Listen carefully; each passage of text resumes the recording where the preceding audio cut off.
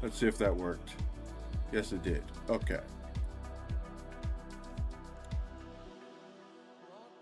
For whatever reason, microphone was on, but it wasn't connected.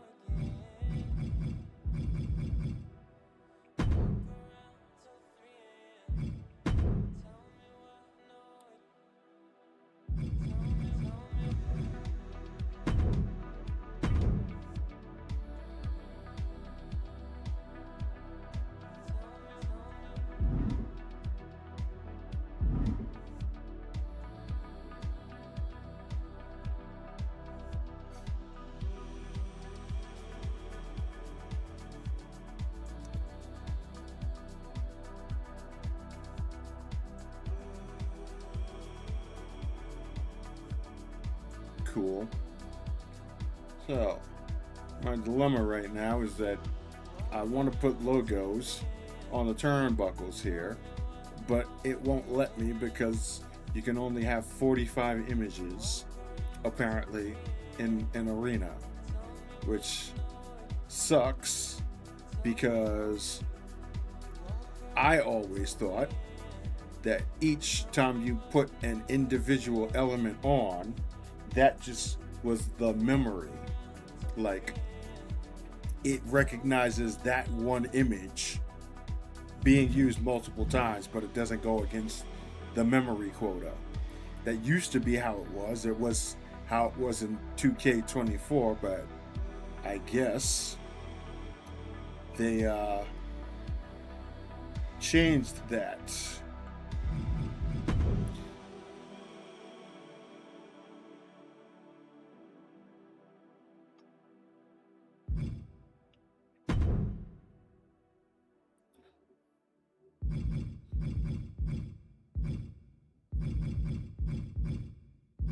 Kind of was not expecting that.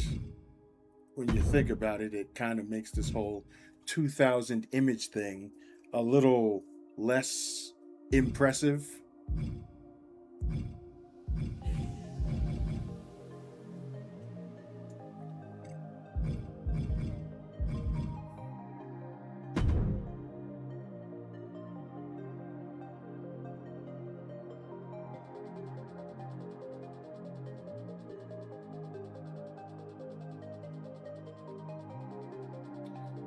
I mean, I can kind of live with no turn buckle logos.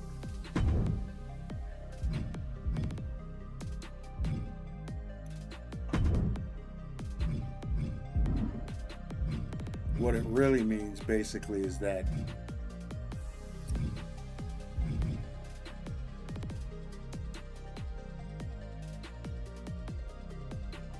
oh yeah, I had tried that already. I made like a 128 by 128 version of the XWA logo and put it on there, but it still counts as individual images. So it still counts as 9 images. No, 12 images. Unless I'm not looking at the math right. I'm not sure.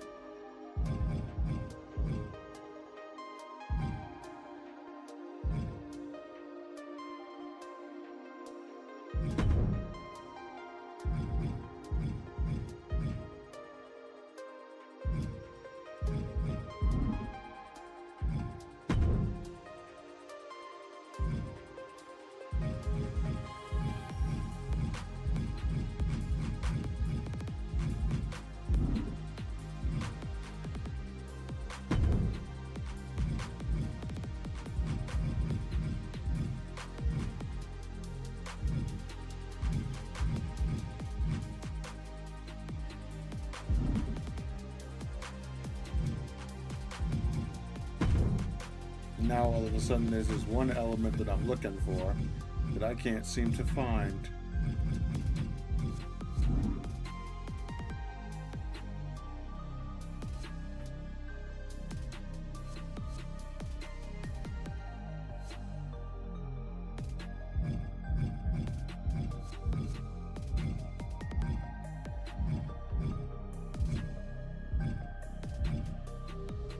Oh. Yeah, I'm familiar with that line. That's from the Wire. I might have used that a couple of times for t-shirts for Riot, aka The King. So yeah.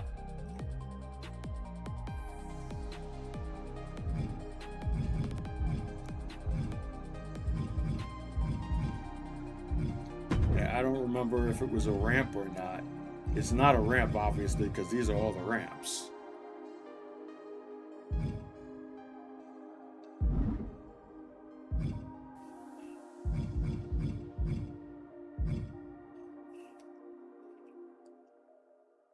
And I was looking at it when I was making the takedown arena. Didn't make note of where it was.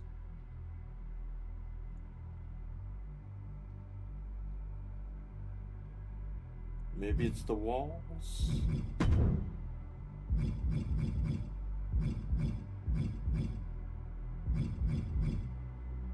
No.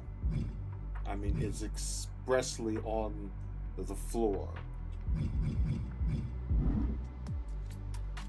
Well, I can always go back and look at it when I find it. Anyway, as you can see, this is a working draft of the conflict arena. Once I find that part I'm looking for, I would release this.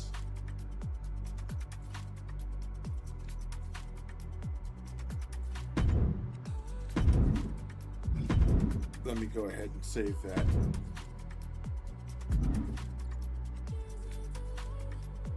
And I already made one female call.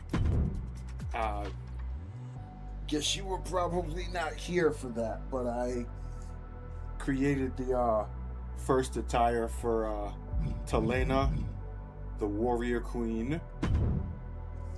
I still have to make her second attire. But first, I'm going to show you the 2026 version of the XWA takedown set. As you can clearly see, it's got a completely new look from how it is that I've had it set up for years. Since I merged Conflict, which was my brother's brand, into the XWA, and its color scheme has always been red, I decided to go ahead and make Takedown blue,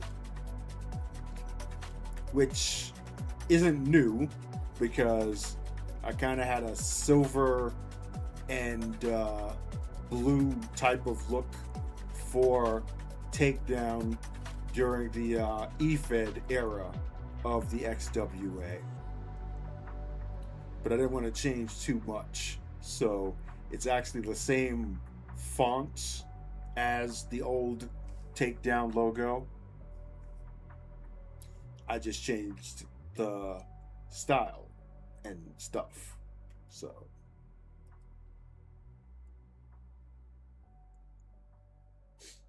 also, I took advantage of the X's from the Extreme Rules set and made that the main focus design for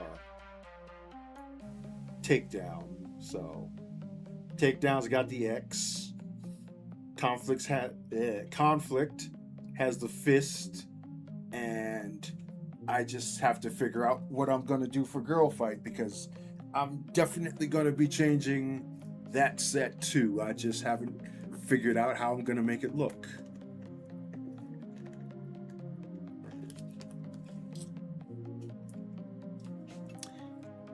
Yep, Speaking of color, also, you'll notice that the ring lighting for Takedown has blue tone, and that's not just the set lighting, but the entire arena has a blue kind of smoky look to it, and Conflict has a red tone.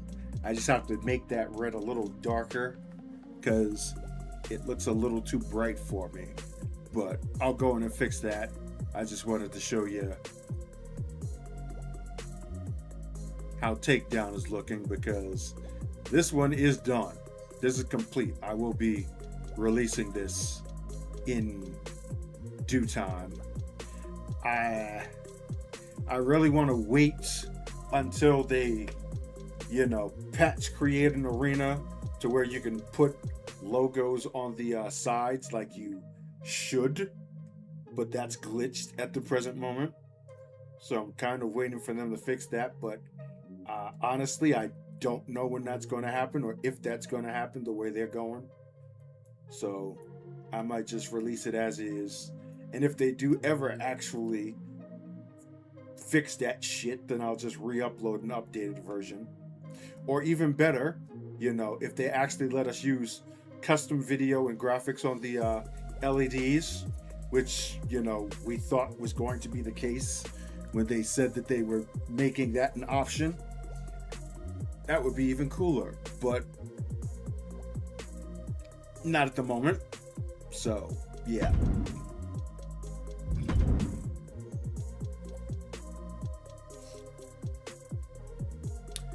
We're doing good, FM. How are you?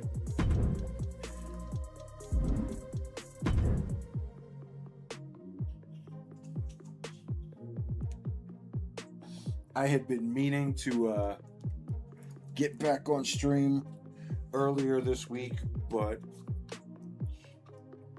work.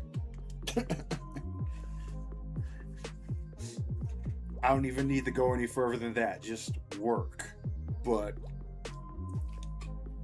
I've had quite a few nights this week where I'm there until about 7 to 9 o'clock at the latest. I get home and it's 10 o'clock. That's usually the time I'm signing out of a stream. So, luckily I'm off today, so I have the evening to work on stuff and be here with y'all.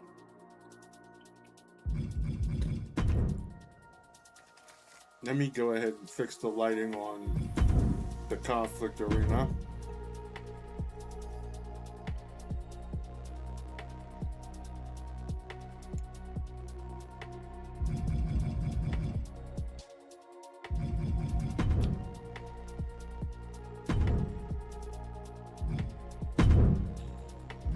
So we want to turn that blue into all red, but like a darker shade of red. Maybe we'll do red and gray.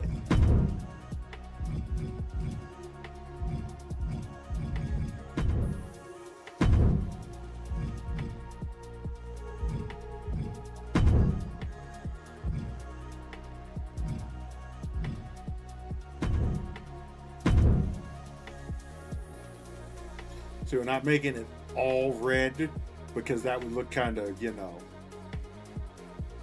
lame. But we got some shades of red going on in there. Let's do the same with the lighting.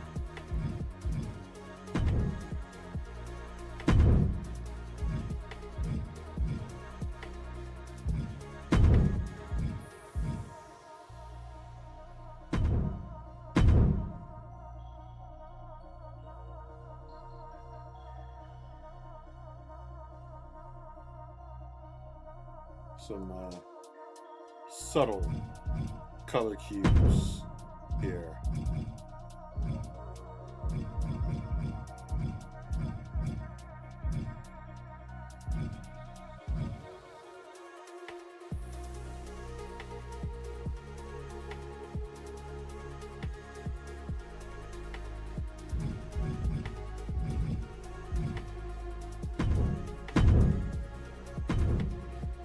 keep the ring lighting dim, and we'll add some fog in there.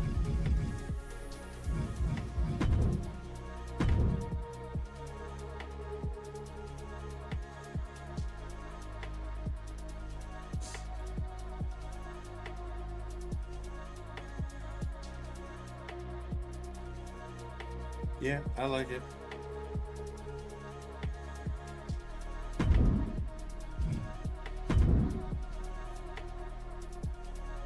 I just gotta find that one floor part to complete the look.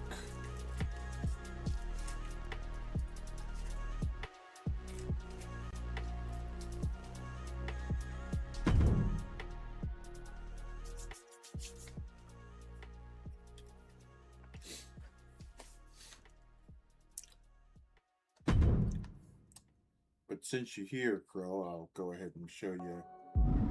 Whoops.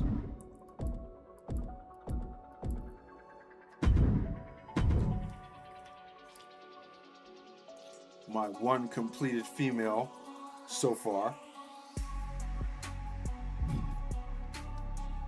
The Warrior Queen, aka current reigning Purity Women's Champion. She is a boss level character, as you can probably tell.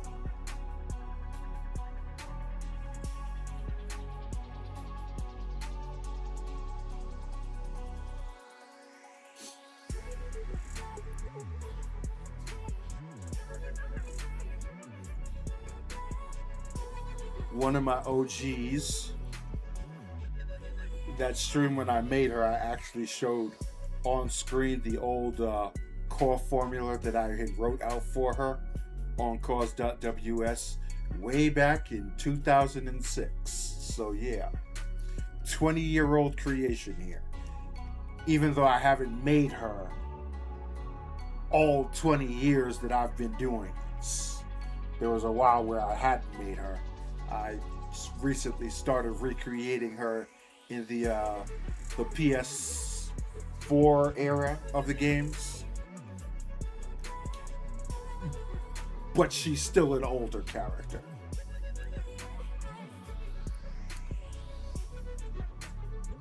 And hello, I hope I'm saying this right, Gigi Apple. Greetings. I haven't made a second attire for her, but it's pretty much just going to be a white tiger print. I'm just going to be swapping out the color. I guess I might as well do that tonight so that she's ready to go. But first, there is somebody else that I have to show you guys that I made the first attire over the last couple of days. Whoops.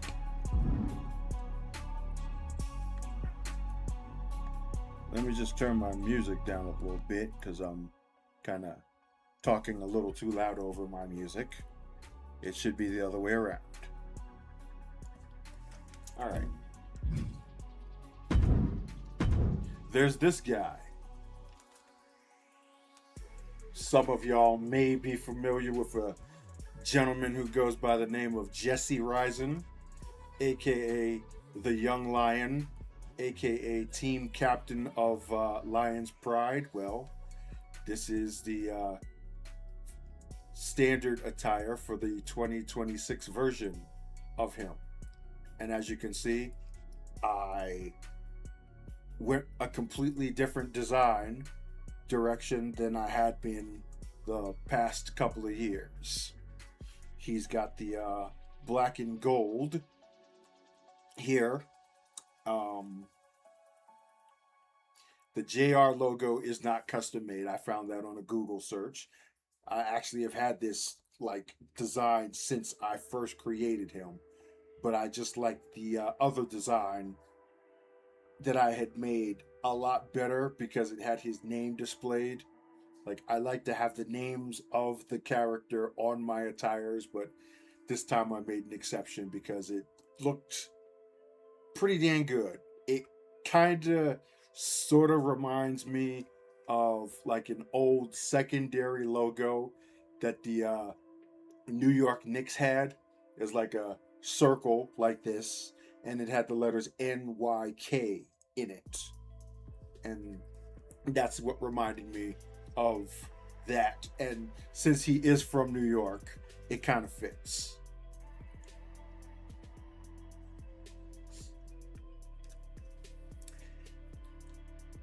Yeah. Well, the pinstripes were a call out to a uniform design that the Nets were using when they first started playing in Brooklyn. They haven't used it for a while.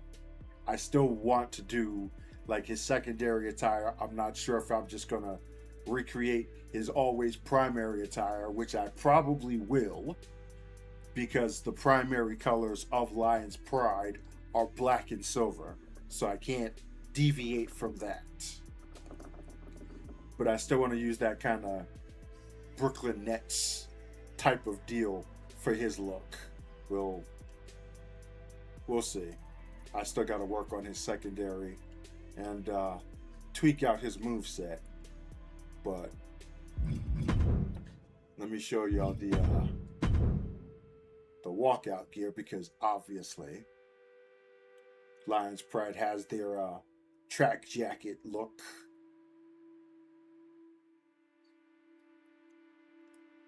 And it's pretty self-explanatory, like not a complex design, but it works for him.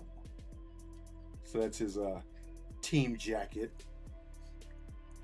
The only thing that I'm probably going to add is the kind of C logo. For those of y'all who watch the NFL, usually the team's captains will have like a little rectangular symbol, like a rectangular, I don't know what you call it, logo, sign, whatever, with the letter C in it, which indicates that they're the team captain.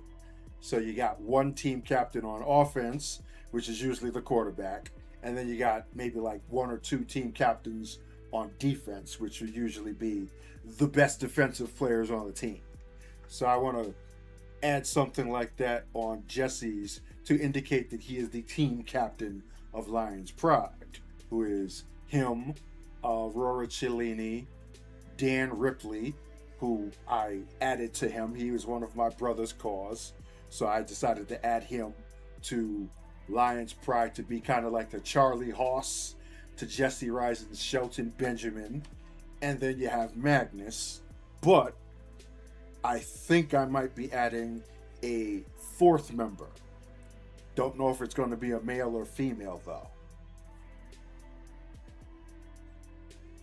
I still have to think about that one. I do know I want to create a new member, but I don't know what gender it is. But that is something that we'll be figuring out down the line. But yeah, that's his primary gear. Guess I can work on the secondary gear tonight, but it'll be a faster process doing Telena's second gear, because like I said, that's just a change in graphics for most of the elements of her current gear, from a orange tiger stripe to the white one. So let's go ahead and do that right now.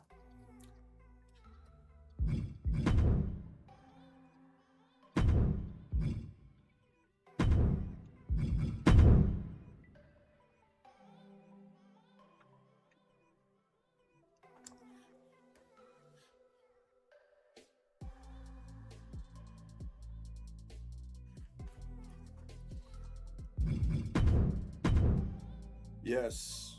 Thank you, Kuro. Thank you. And that was 100% on the fly. Nothing about that creation process was pre-planned. It be like that sometimes.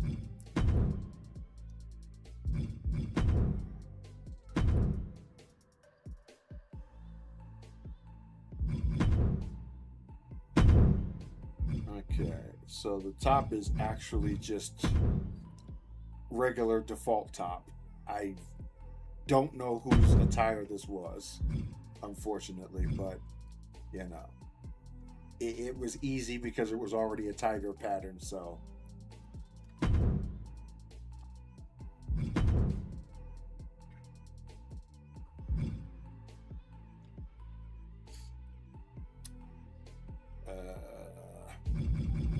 okay, we gotta change the color on the arms.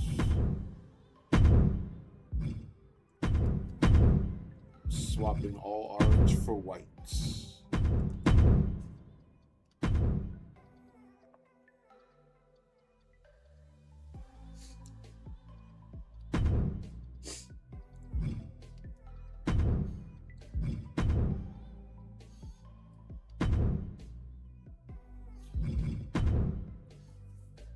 Yeah, a lot of times I'm kind of coasting through this process pen because like I'm just basically recreating what the same thing that I did the previous year.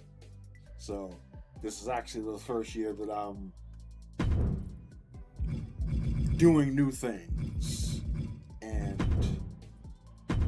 whoops, what am I copying? I didn't even change anything.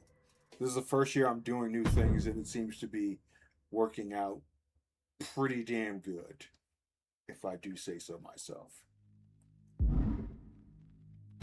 Let me see something here. How would these look on her? A little more regal.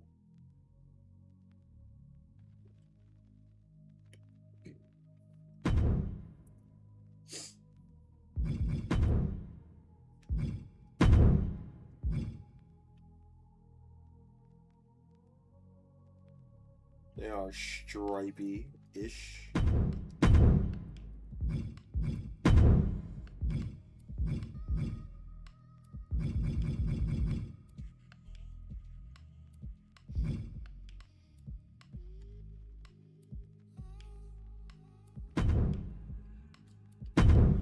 Some silver and gold action.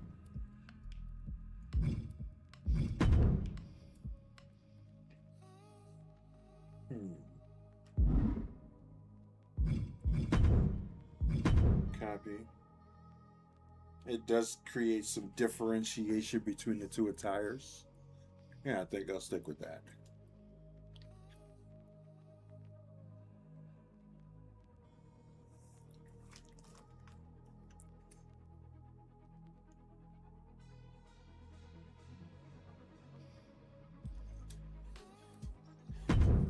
Yeah, that does happen a lot too, Crow.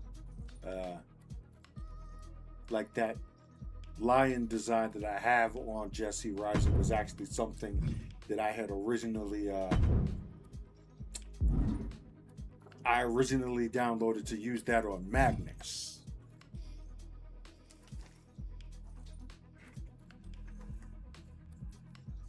But it's a design choice for me to keep him looking more basic, like simple attire design, not a whole lot of logos, like really, guess you could say, classic look.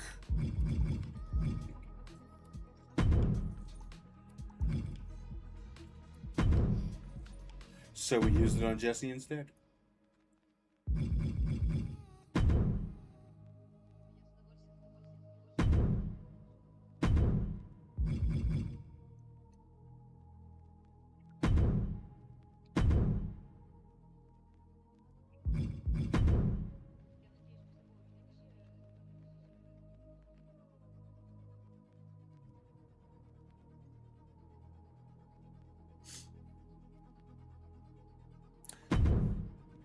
Yeah, it's funny how that works, isn't it?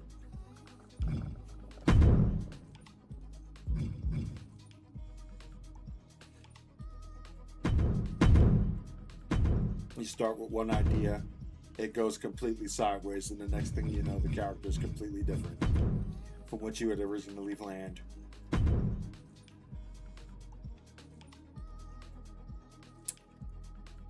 I didn't watch the match, but I did see highlights, including the needle spot.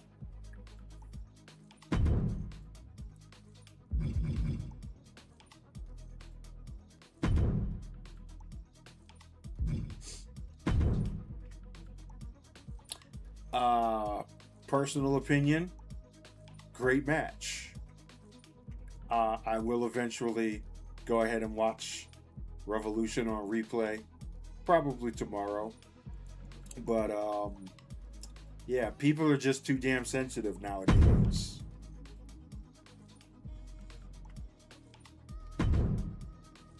Because I know about the backlash. Everybody's saying, "Oh, it was too violent. Oh, too gruesome. He didn't need to do that. Why did he volunteer?" Like, because they wanted to, maybe?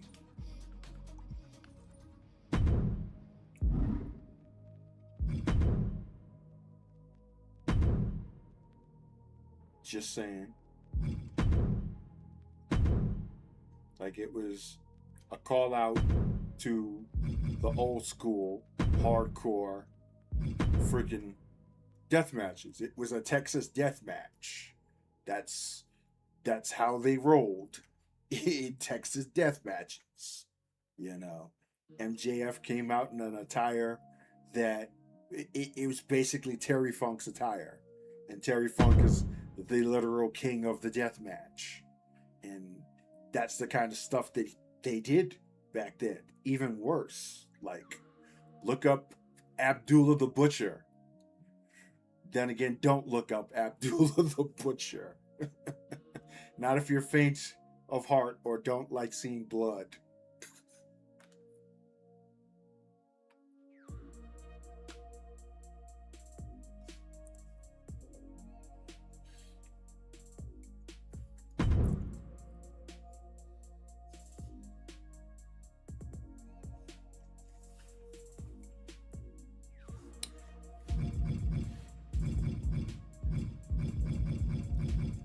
Yeah. Now, like I said, here's the thing. They did that on purpose.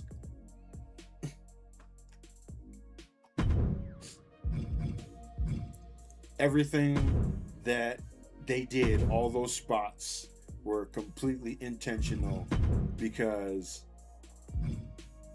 they knew somebody was going to say something or have some type of feeling toward it.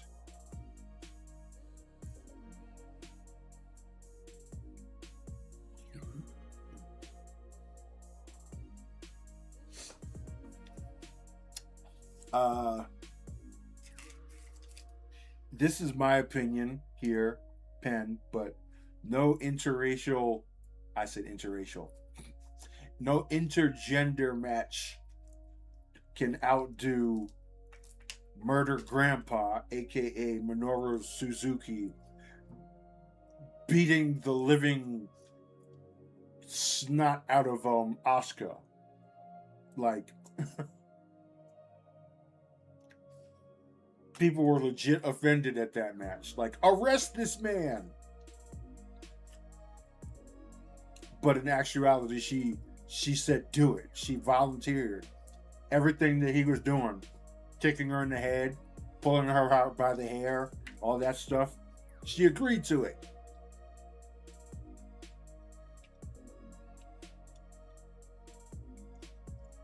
Which is the point that I was making regarding Hangman and MJF.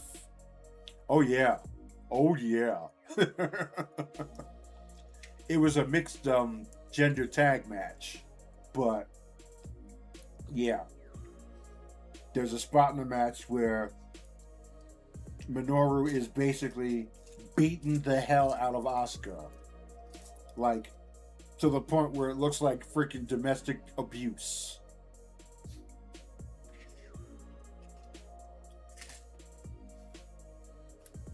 But Asuka, Kana at the time, she not only agreed to this spot, she came up with the idea for it. Which goes back to what it was I was saying about MJF and Hangman. They volunteered. They were planned. Everything that they did was planned. Wrestling is scripted. None of that is spontaneous. Sometimes it is. But everything that they did in that match was not spontaneous. They said, we're doing this and this and this and this with the intention of getting shock value out of the crowd.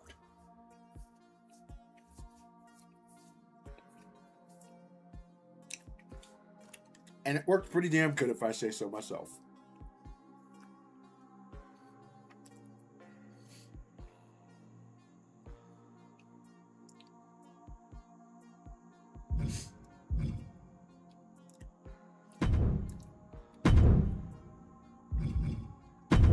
Well, funny you say they're different over there. They literally are, you know. It's the radiation from the what you call the atomic bombs. They actually did have a chemical reaction uh to the hormones and the brain function of Japanese people.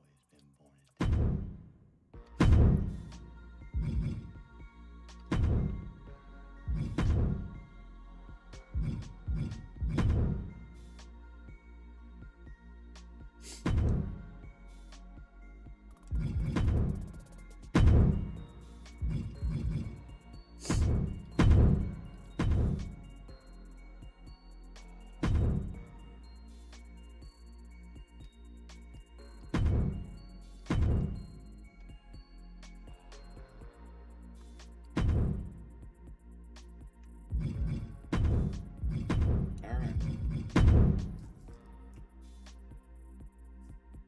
Tire 2, quick and plain.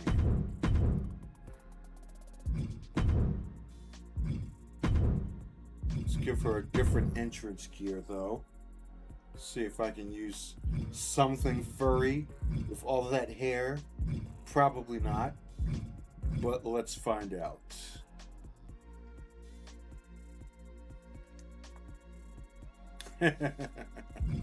uh, yeah. See, that's one part that I don't understand about Japanese culture. I think that's more just like a conservative thing, because like you're making this content that has this stuff happening, but you blur the body parts, like we don't know what's going on.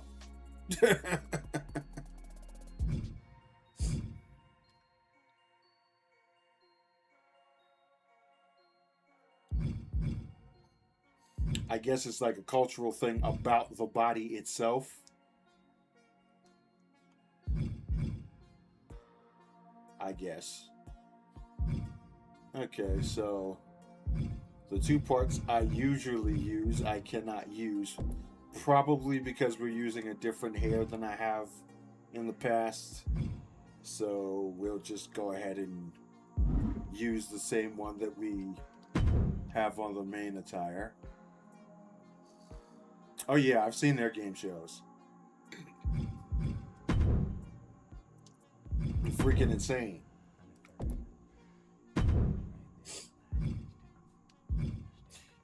That's where Ninja Warrior came from. Like the version you see on like NBC is tame compared to the Japanese version of Ninja Warrior. Like nobody wins the Japanese Ninja Warrior because they do some crazy shit.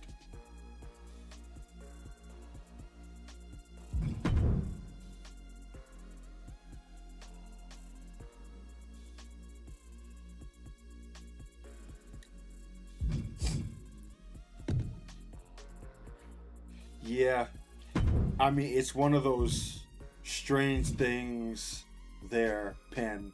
It's the same here in the United States, where violence is acceptable, you know, for all the horror movies and stuff like that that we have here.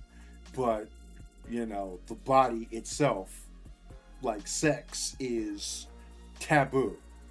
So it's like, okay, to have a movie where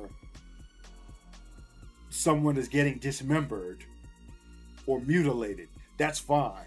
But, you know, two girls or two guys kissing in a movie. Oh my god, that's so offensive. I I don't understand us sometimes.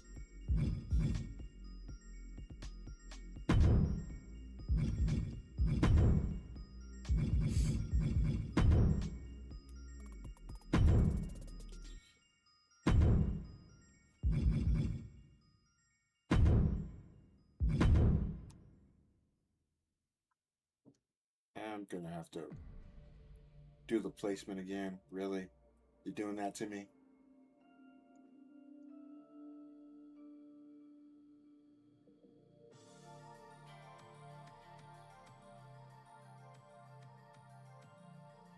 I guess you are doing that to me.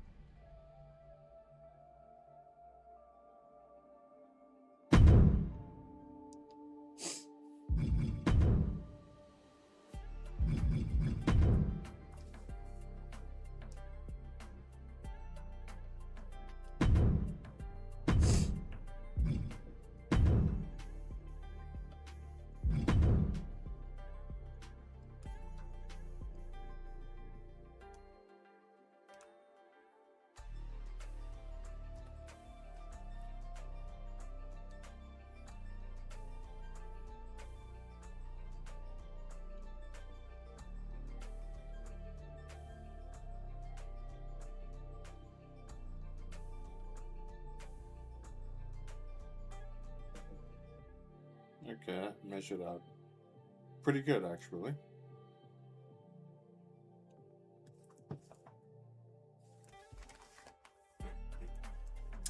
Hello again.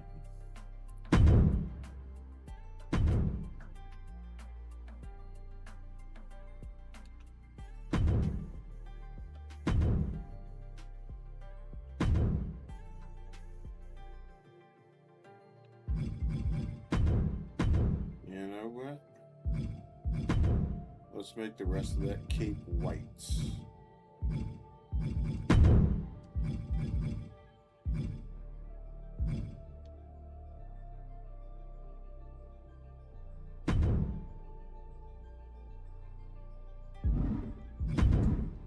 Or at least the bottom part.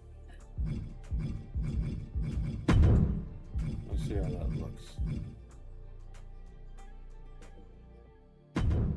Yes, that works.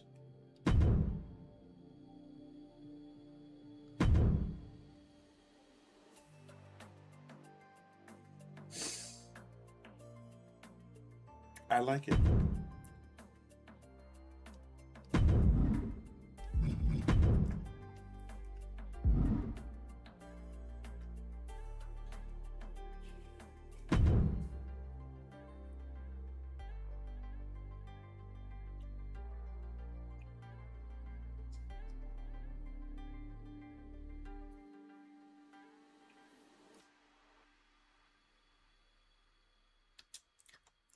Save complete. Now, before I go on to working on the secondary attire for Ryzen, I don't think I showed you guys what I landed on with Ethan Ulrich's secondary attire. It's not much, but deserves to be looked at anyway. Pretty much. Different logo and final boss on the back, because he is the real final boss of professional wrestling. He doesn't just show up at one show and then leave.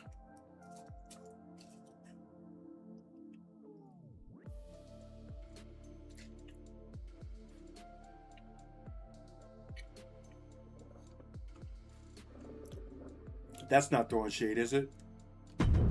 Maybe a little.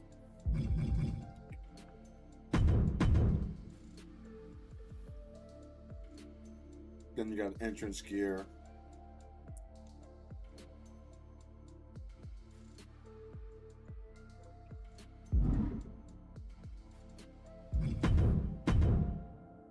And the gear for the primary attire.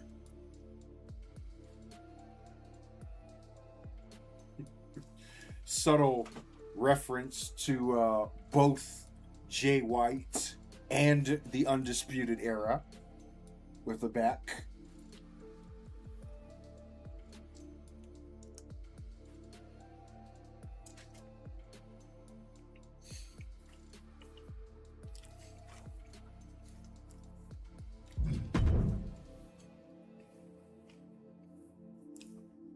I do kind of hope that Jay White gets his opportunity, like a push, when he comes back, because he's injured. That's the reason why he hasn't been on AEW TV for a very long time.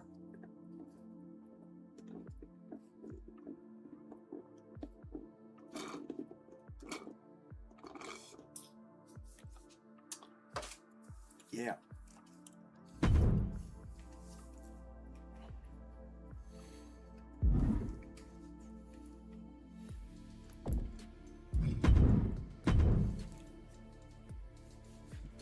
Thank you, Ricky. Yes, he is pretty dope, I must say.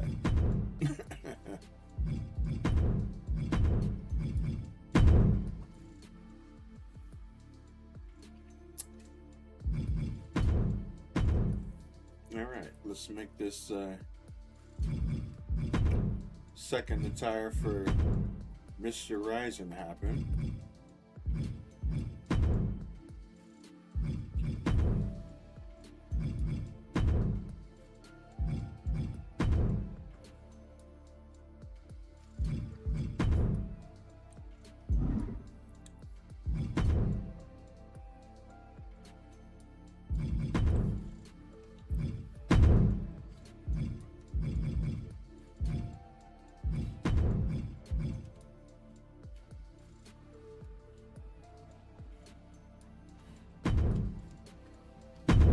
So like I said, we are going silver and black here because those are the team colors for Lions Pride, and I have to have them representing that color in at least one of their attires. So, in his case, it will be the secondary attire now, as opposed to primary, like it has been for pretty much the amount of time I've made him.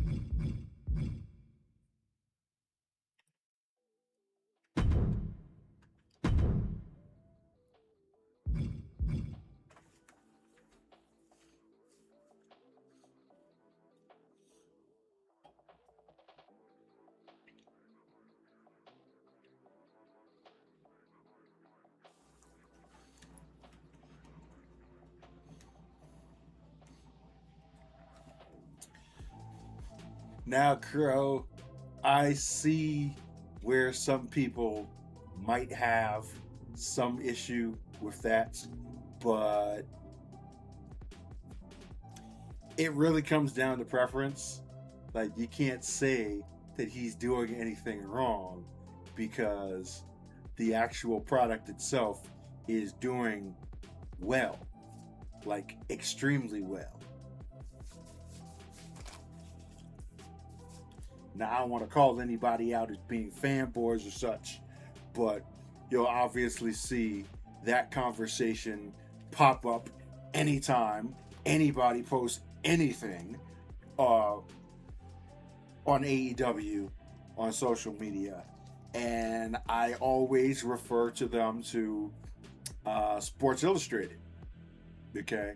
Because Sports Illustrated is the most reputable sports journalism outlet on the planet.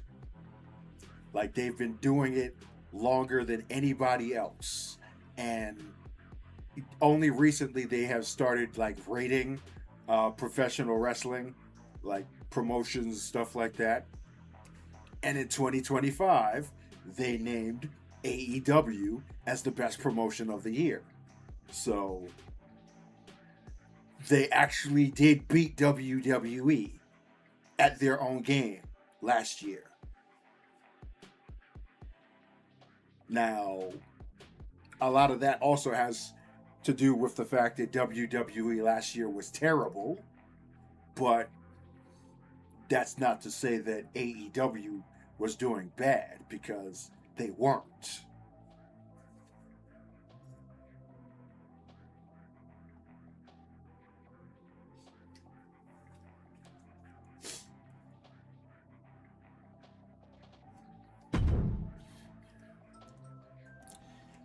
Yeah, the HBO Max deal does definitely help them, because it's a no harm situation for any casual people who are just like, oh, I'll watch this. It's part of the service. I'll check it out, and then it winds up actually being halfway decent, as opposed to WWE on Netflix. Netflix is a bigger platform than HBO Max, but the problem is, the last year WWE sucked. I'm sorry to say it, you know. Actually, I'm not sorry to say it. I'm pretty happy to say it, because I like to throw that in the face of all the WWE fanboys. Again, not calling you a fanboy here specifically, just those out there who are like, this is still better than AEW. Like, really? Really? That's like a 0 out of 10 rated troll move or rage bait or something like that, because it's just categorically wrong.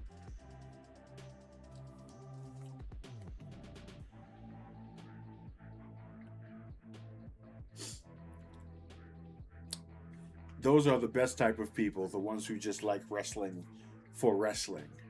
But unfortunately, you know, you have those individuals out there. I call them sycophants, because that's literally what a sycophant is. That they will defend something with every fiber of their being, to the point where they will probably die for that thing, even though that thing can be categorically wrong. You know, I just had an interaction today with somebody, who was trying to trash on MJF after that match at Revolution. He had cut a promo that they put on their social media, and as is the case with MJF, it was fire. You know, he is the best thing going in terms of men's wrestling right now. He's the best in the world, only because Will Ospreay's been off the shelf for a bit. But we'll talk about that in a second. And somebody was like trying to trash on him for WWE, and it's like, how can you defend a company that wants to charge you $2,000 for a nosebleed seat at WrestleMania? Like, make that make sense.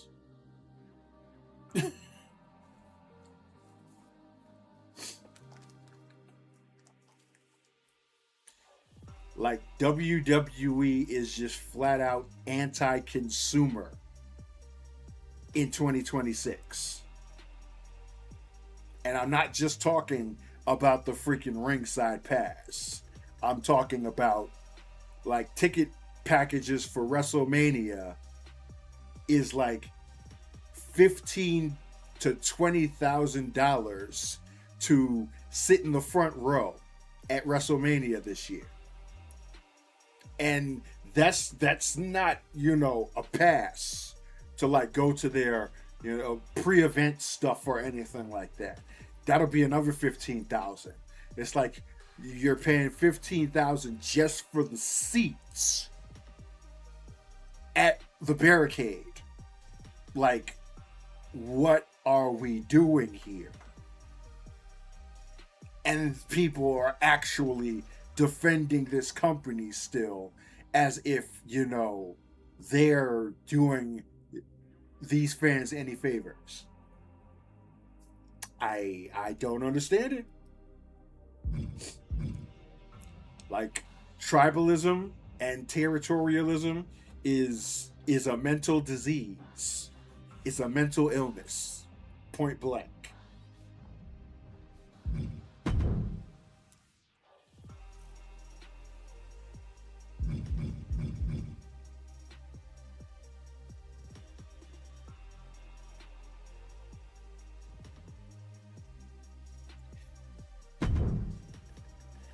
And suddenly my neck hurt.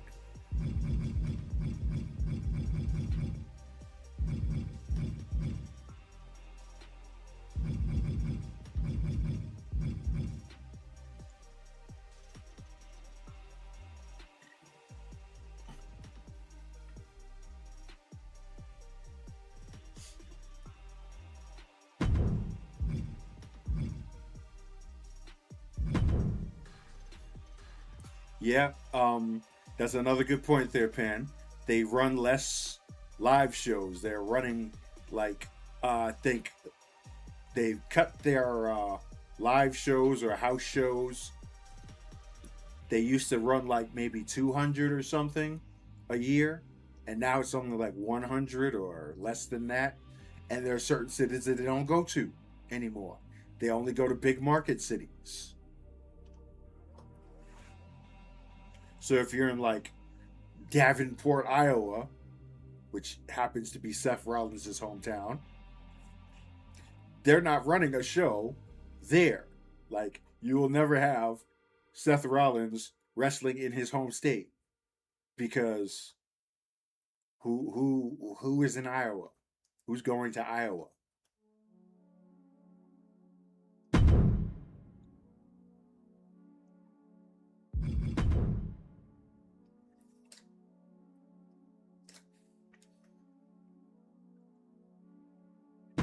It'll only be the big market cities.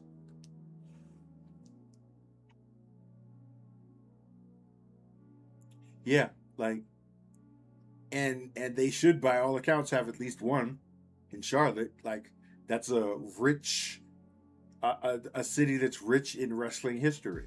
It's Flair country, but they'll only run their big shows in football fields now. It won't be arenas, it'll be stadiums. Oops.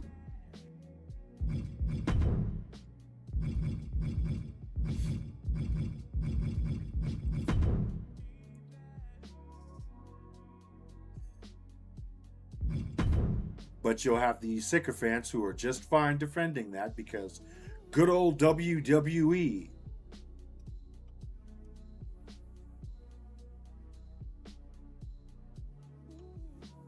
Whom aren't paying you a single red cent to say anything positive about you. In fact, you're paying them.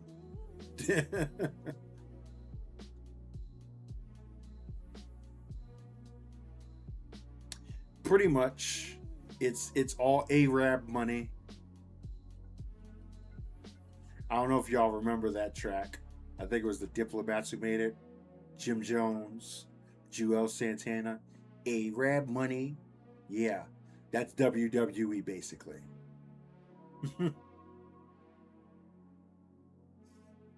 Thank you, awesome. And welcome. Same to you, Mr. James.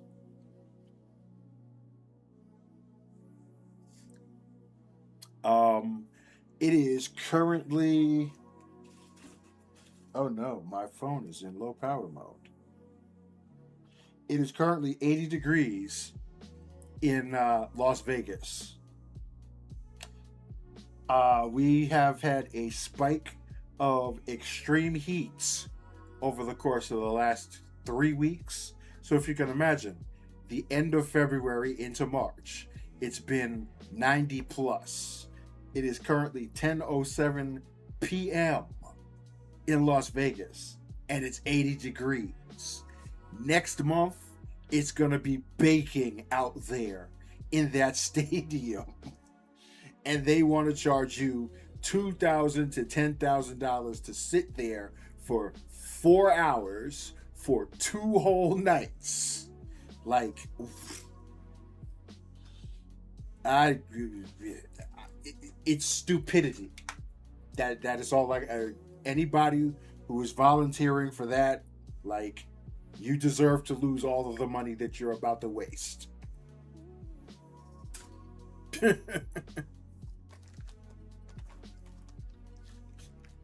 That's like a whole world away. -2. Jeez.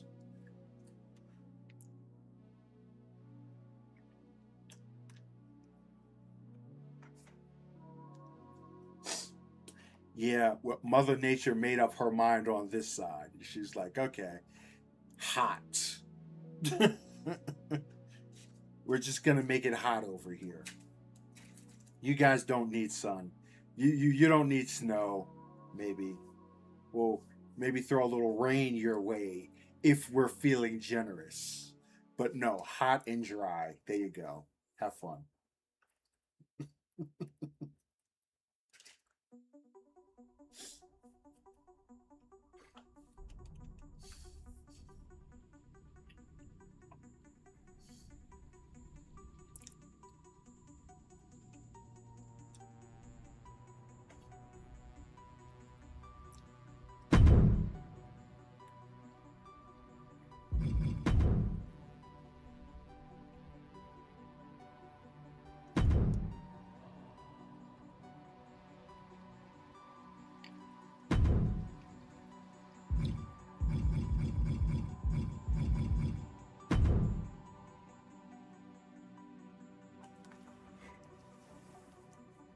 To conquer fear, you must become fear. You must bask in the fear of other men. Yeah, legitimately, Charlie. That's like dangerous. Like I said, it's an extreme heat warning right now. So it's literally a health hazard for some people to be outside.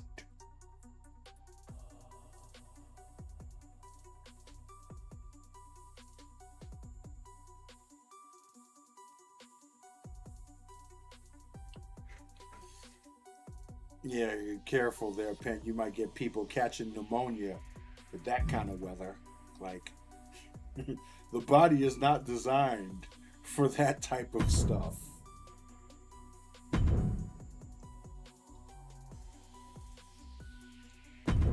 But then here you go. We got a whole bunch of people just going through it right now. Just surviving.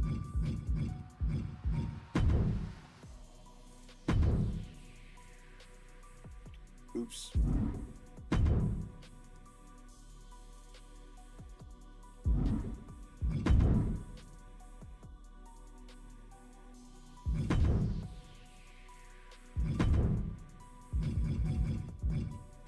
I forgot to reposition this one.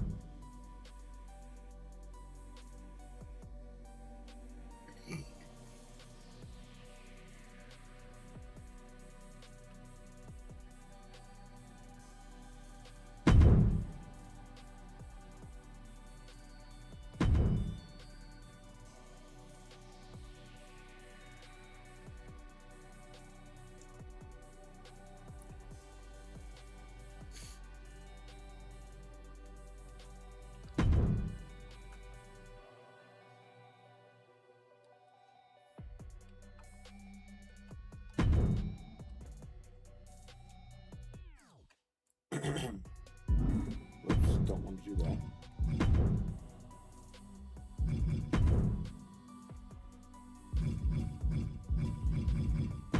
So yeah, back to the design process here. You'll see that the the the motivation for the secondary attire is a little more sporty and less ornate, which is an intentional design choice.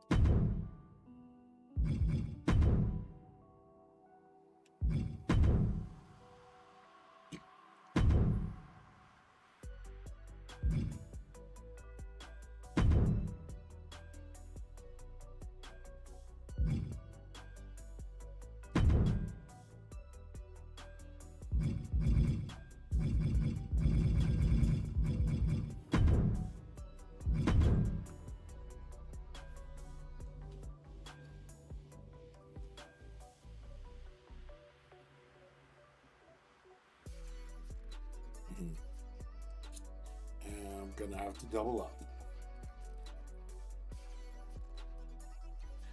Then again, maybe I don't.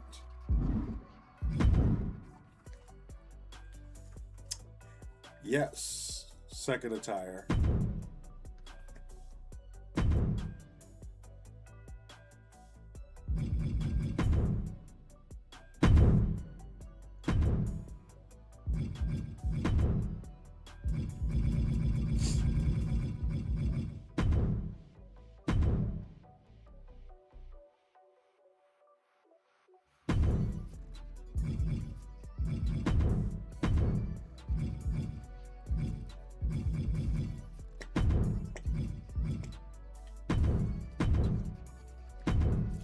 We'll make our own solid black block.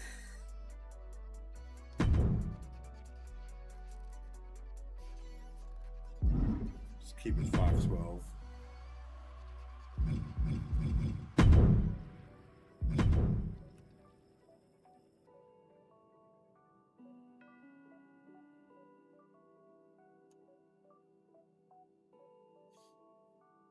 I kind of like that effect. Yes.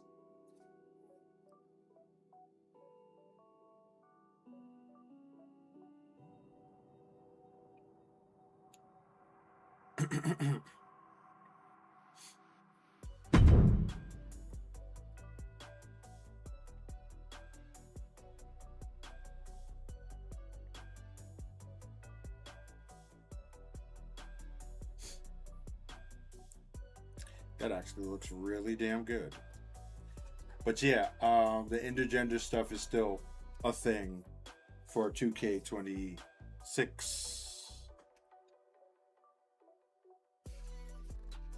I was saying when I came on, I still haven't figured out how I'm going to integrate that into the XWA side. Like, I do know I'm going to be doing intergender stuff for Underground Kings, which is going to be quite nice.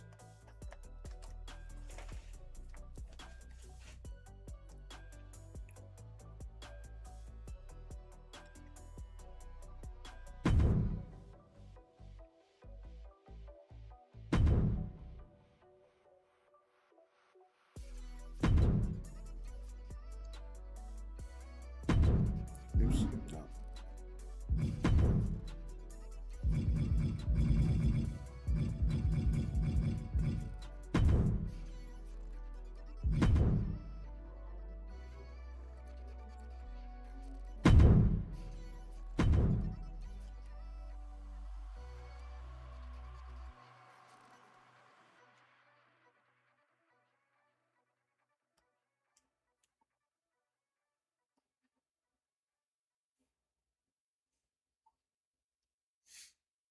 Indeed.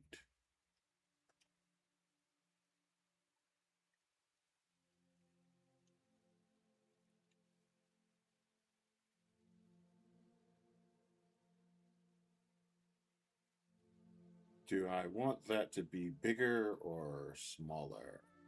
Let's make it smaller. Match it to the size of the other one.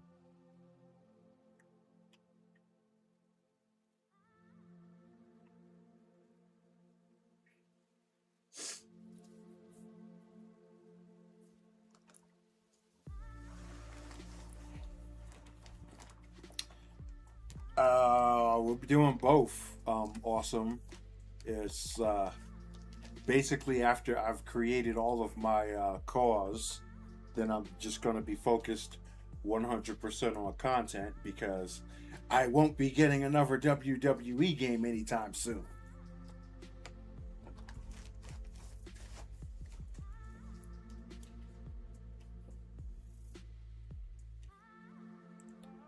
So it'll all be pretty much story stuff.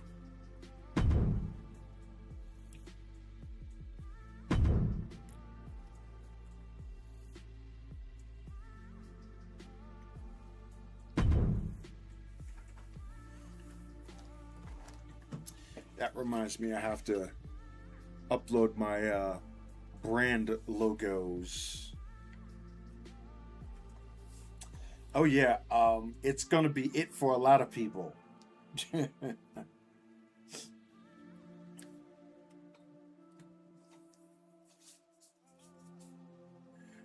Which actually brings me to an interesting point that somebody had put up on a video. I haven't actually watched the video, but um, there could be a legitimate reason why 2K is trying to squeeze out as much money as possible from people with this game, because this could actually literally be the last WWE 2K game.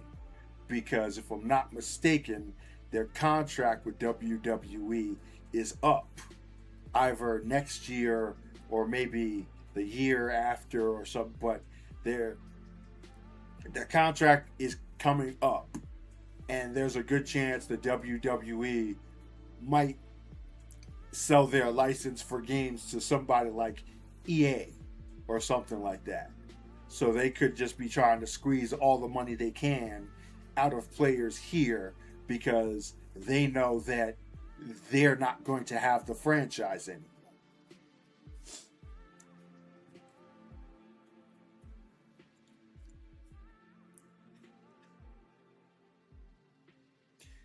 And this wouldn't be the first time that they have not made that type of information public, which is one of the things that I have beef with 2K about ever since 2K20, really.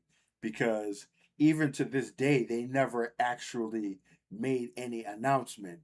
Like when Ukes pulled out, they never said anything.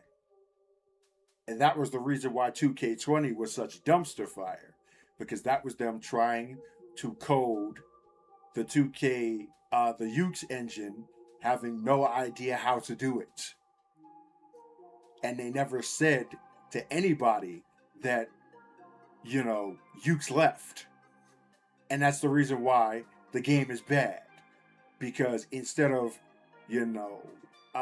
reprogramming or re-optimizing or recalibrating this code, we had to come up with a game next year anyway. And it's like that transparency is something that they just don't know how to do.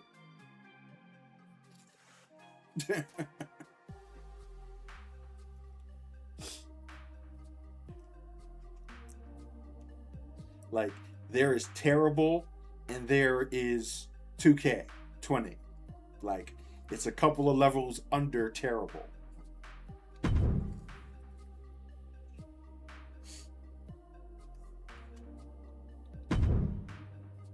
But yeah, there's a reason for that.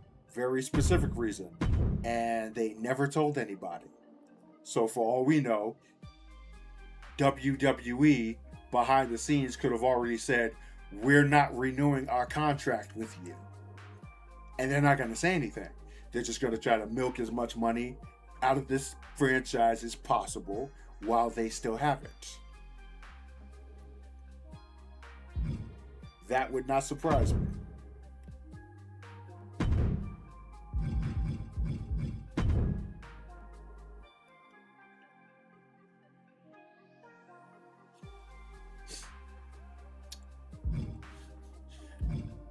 I actually saw some posts on Twitter of people like in 2026 trying to play 2K20 and it's still busted. Like it still crashes at launch in some people's cases. So it's like, yeah.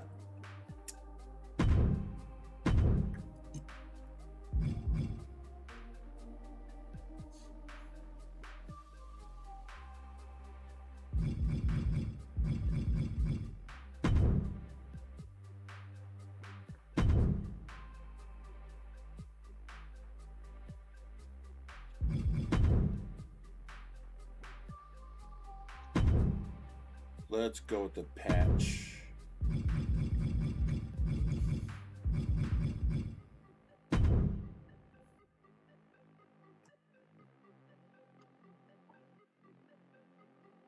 Yeah, that's better.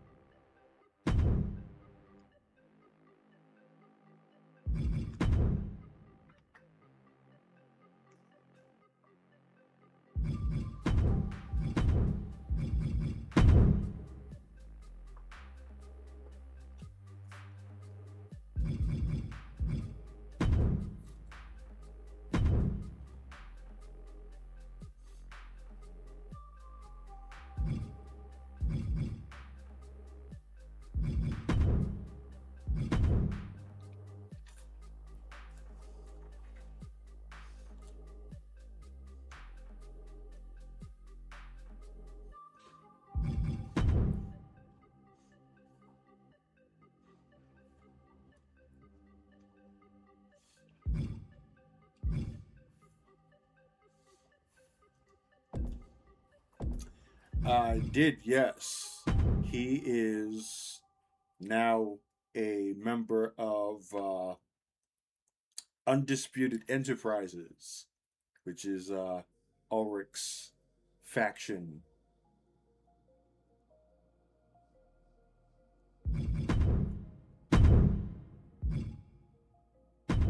They all still have beef, though. I'll be a lot. That's one of the storylines that I'm going to be building on.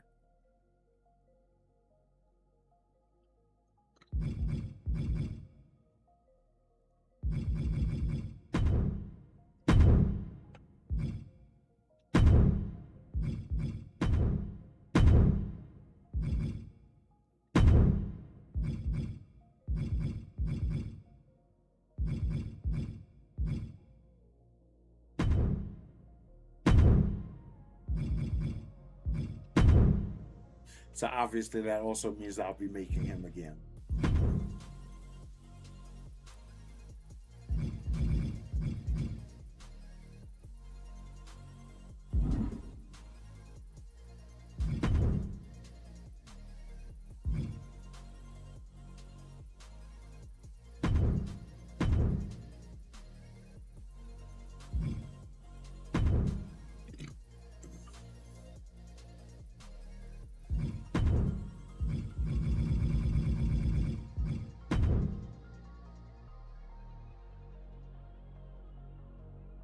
Will they go back to the Raw versus SmackDown games? I am not sure, because you see, I've spoke about this a couple of years ago too. The thing with professional wrestling game is that not too many developers have ever made a professional wrestling game, which is the primary problem with anybody trying to make a WWE game, because you're literally going to have to start from scratch unless you are using either one of two engines, which is the Ukes engine, which 2K literally owns now, because, well, okay, there's three engines.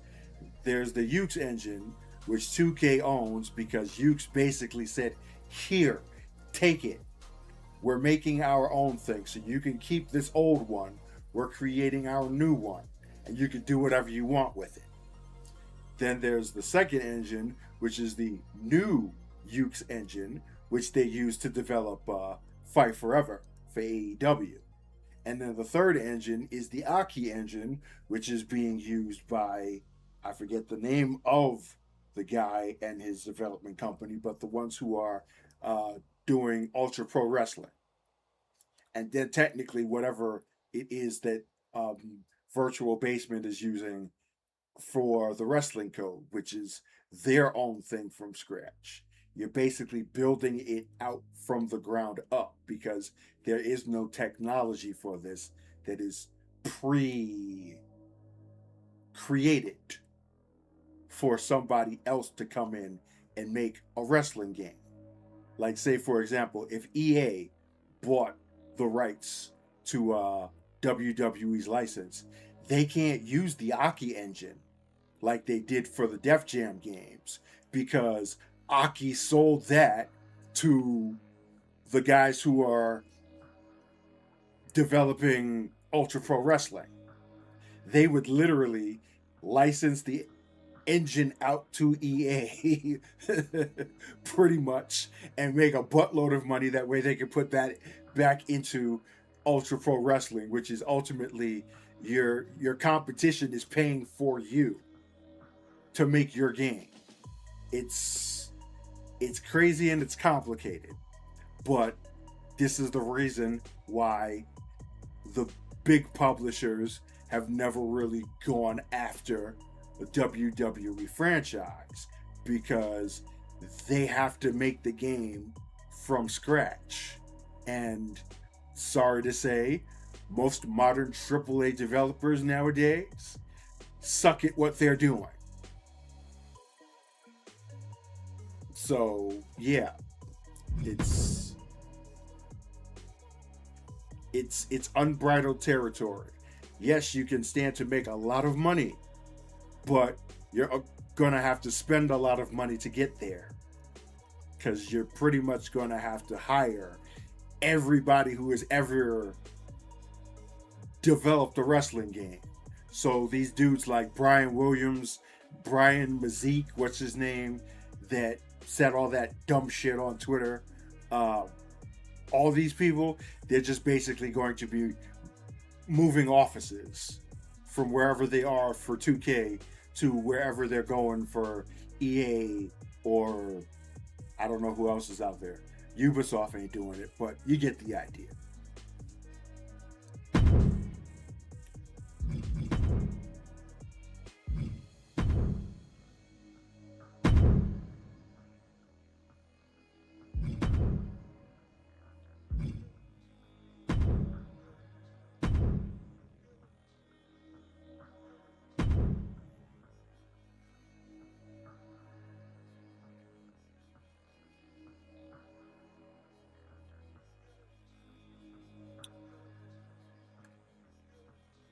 With 200 slots, yes. Also, that is the goal. That is the idea. If not for anything, somebody had made a comment on my official announcement video that I was going to 2K. He basically said nobody is ever going to use that many slots, and I took that personally.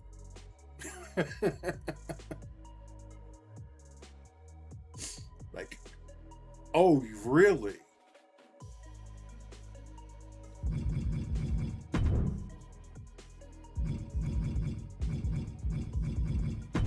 Stay tuned, buddy.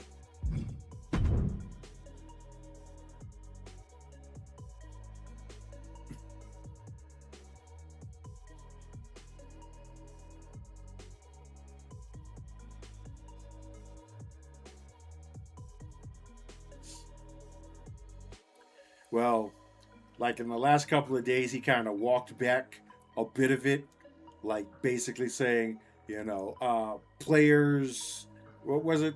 Like players play in different ways, or something to that effect.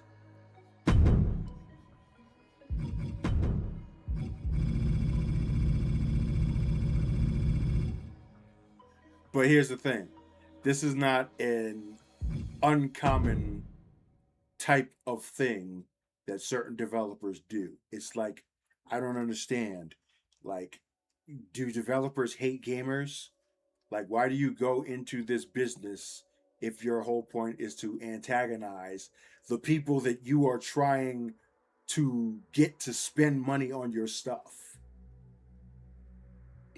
Like, it really doesn't make much sense to me.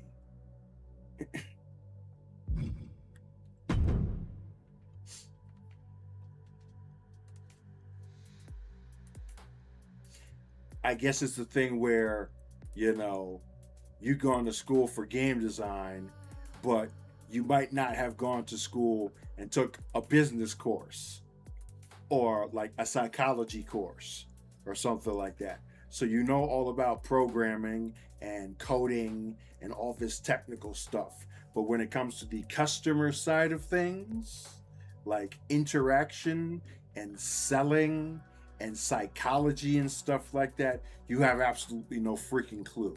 So you're talking to people like you're talking to them as you would if you were just some regular old dude on social media, as opposed to talking to them like they're your customers, because that's what they are.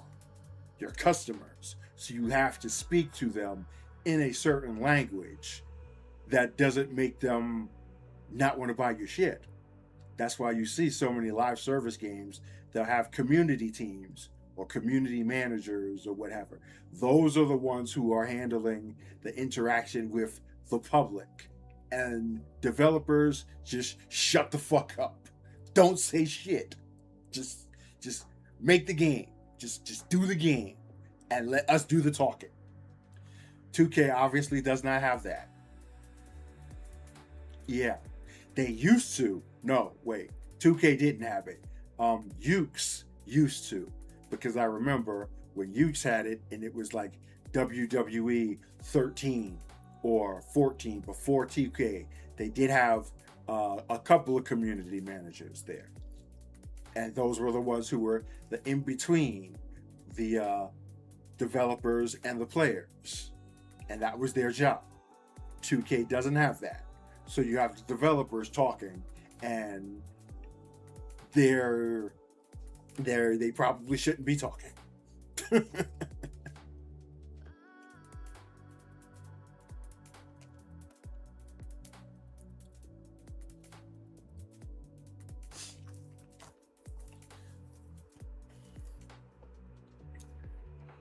But the absolute worst thing, regardless of any genre of game that you are making, whether it's a sports game, action, RPG, live service, fighting game, the absolute last thing that you should be saying as a developer, community person, or anything is you have to play this game the way we want you to.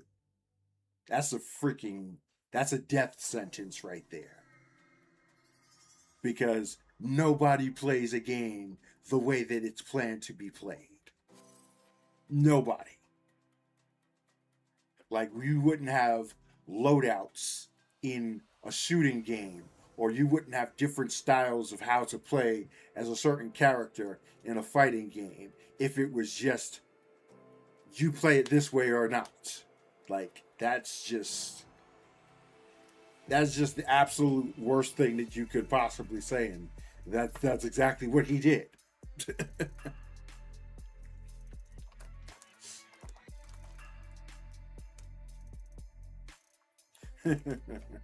Yes, exactly, Charlie. Welcome, Perry. Like, yeah, you big dummy, what are you doing? Shut your mouth.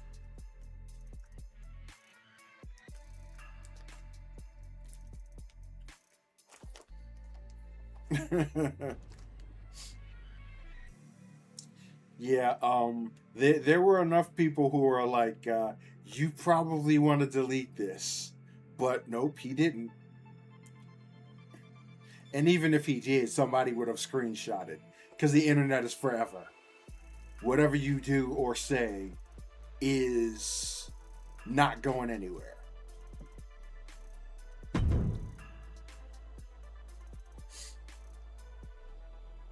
Yep. Like, he's not only messing up his business, he's messing up 2K's business. Even though they did a pretty good job messing that up themselves with this whole battle pass shit in the first place. But he's not helping matters much.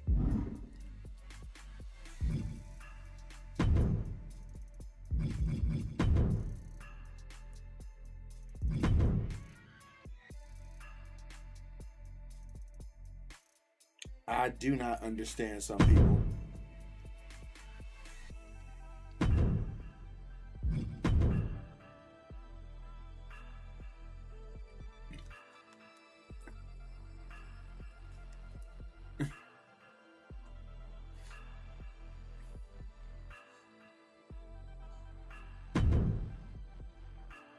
Forever, ever? Forever, ever? Yes. Forever and ever. And ever and ever.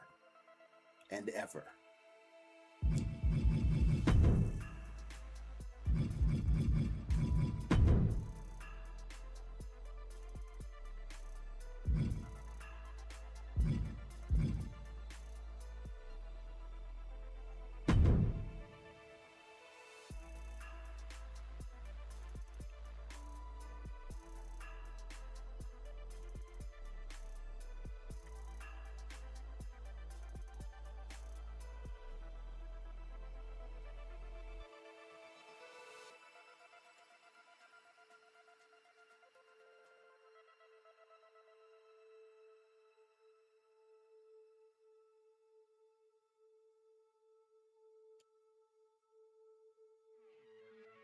I gotta keep it low.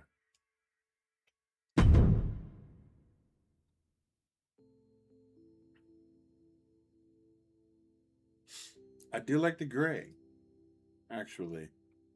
because I was thinking about recoloring it white, but no, the gray looks good.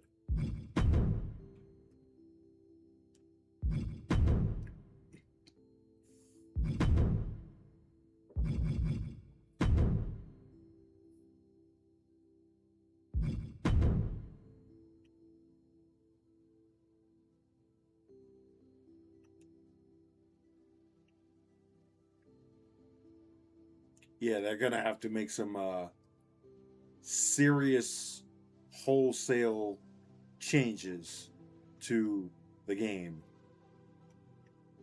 for anybody to come back.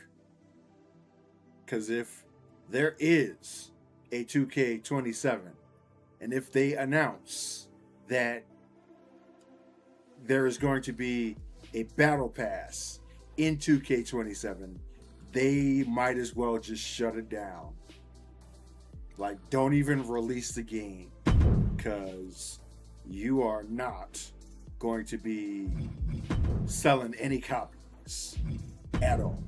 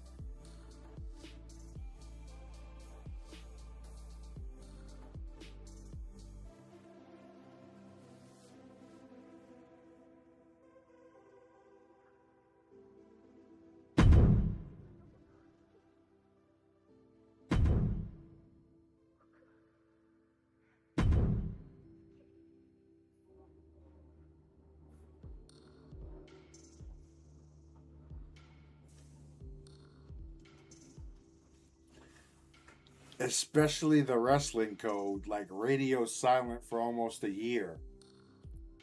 Um, I had just seen on a video, Ricky, on YouTube, that Ultra Pro Wrestling does have some updates to their website with like more information. So, yeah, apparently that's still alive.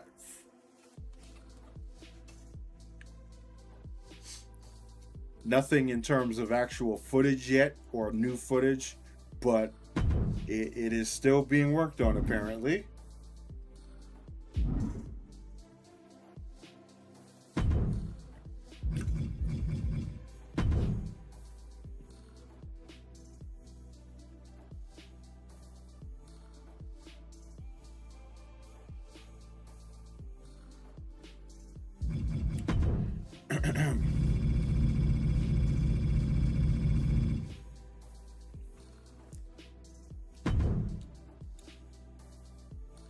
I had said this in a previous stream, but like the higher ups or the people who run these publishers are not gamers. They are not in a gaming, they don't have gaming backgrounds. They have business backgrounds. So, primarily speaking, they're only interested in turning as much of a profit as fast as possible. So, they know that there are people out there who are going to grind and pay for the skips if they don't want to grind, and they're going to make a pretty substantial amount of money off of this pass, regardless of whoever it is that says anything against it. So, as much as I would like to think that they would wise up, they're not too concerned about the people who normally buy the game. They just want to milk as much money as possible off of all of the casual WWE fans out there who buy the game because they want to play as a certain actual wrestler. Like, I love Roman Reigns so much, I use him all the time when I play WWE games. Like, they're not worried about call mode, they're not worried about creating arena, they're just worried about unlocking as much stuff as possible in the game. And those are the ones that the companies make the money off of.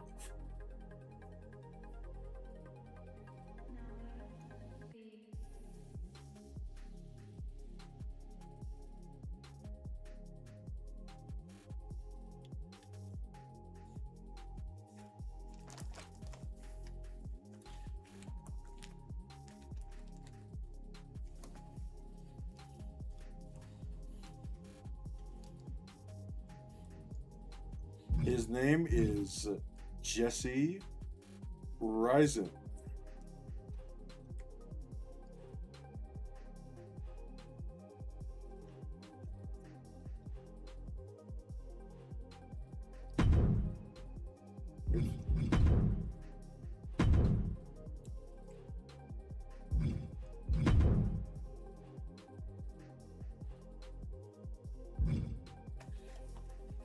AKA the team captain to Lions Pride. No relation to Nikita Lyons.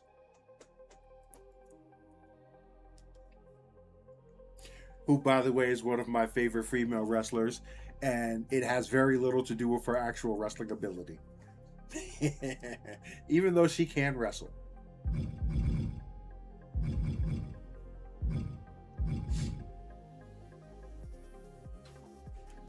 But I watch women's wrestling halfway because of their actual wrestling ability. And the other half, you could pretty much figure out.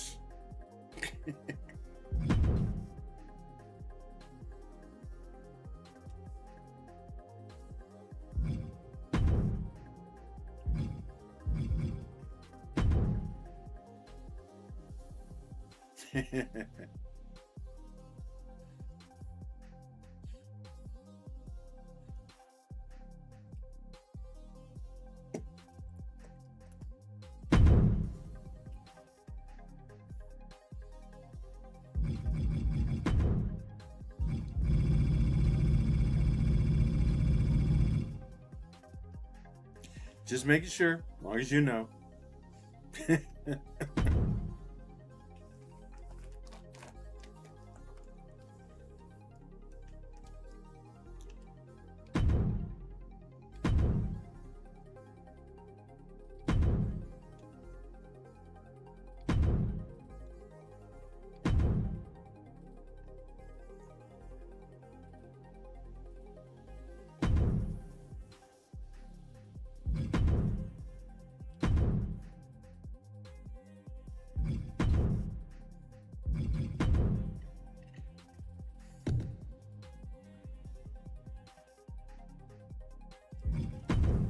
Yeah, I'll stick with that as a secondary. I kind of don't like the fact that you can't use the entrance attires for the profile pictures anymore. You have to create a render in order to do that. That's just more images being used up. But whatever.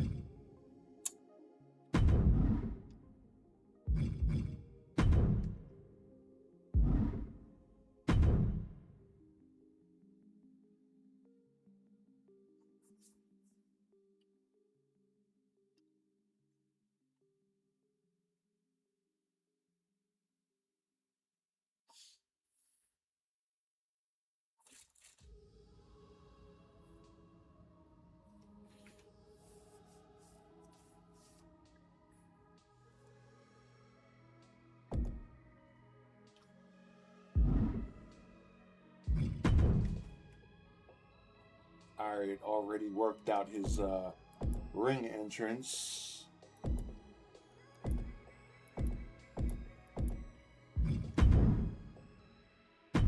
But I do have to make his championship entrance now.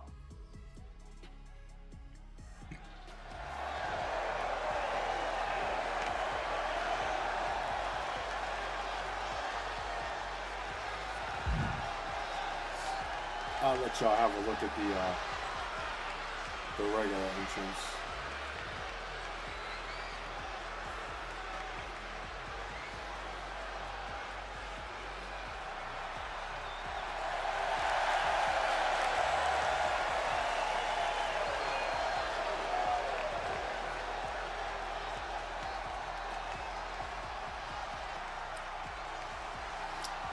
It's the Omega Driver.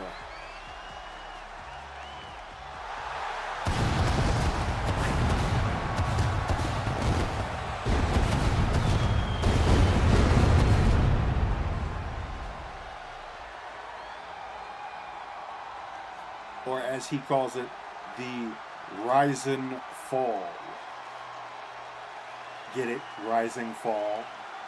Ryzen, which is his last name. Yeah, I know. Brilliant, isn't it?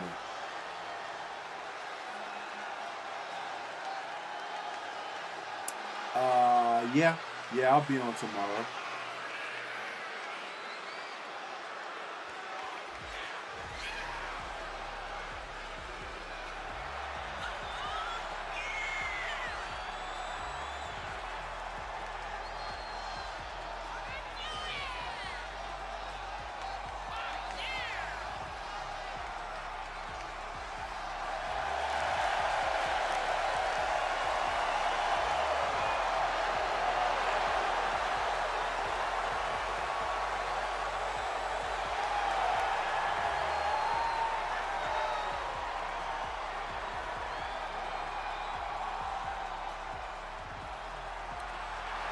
Yeah, that's pretty late.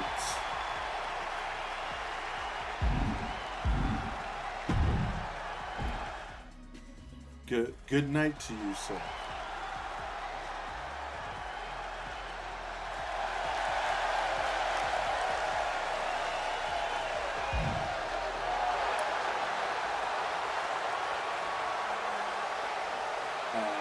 Oh, couldn't hear me?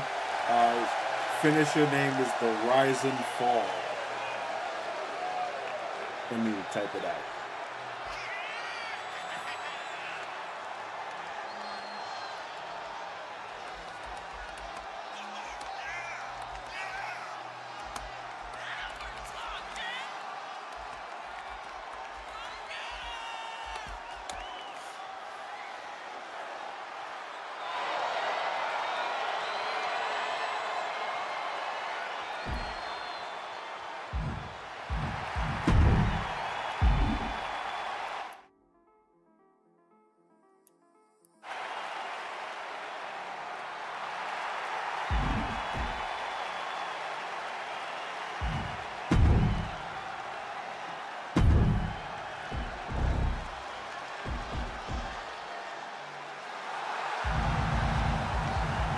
Indeed.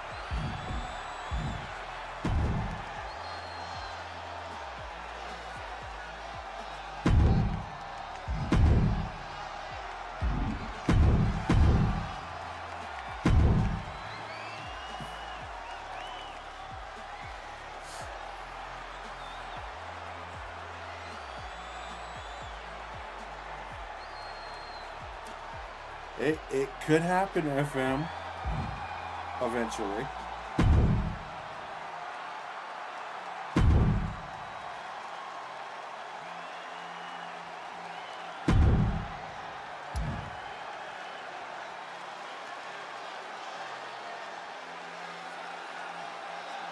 Yeah, the crowd is like completely random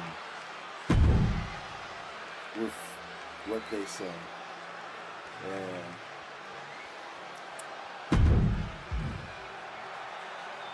No, Perry Striker was never a champion. Technically, he's never actually been in the XWA. I had him in View Japan, actually.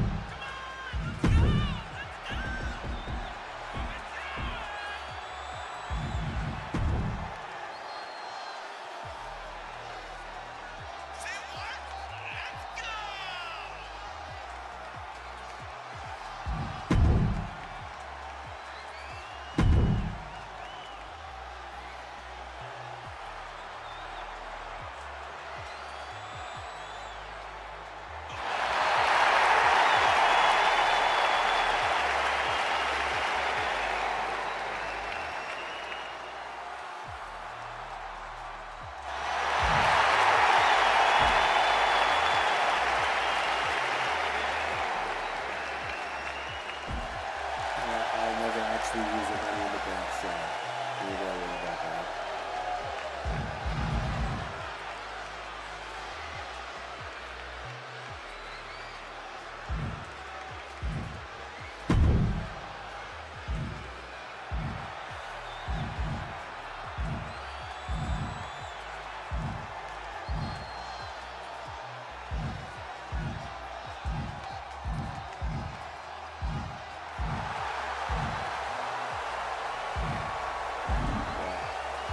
Use a custom video for the Titantron, so we ain't gotta worry about that either.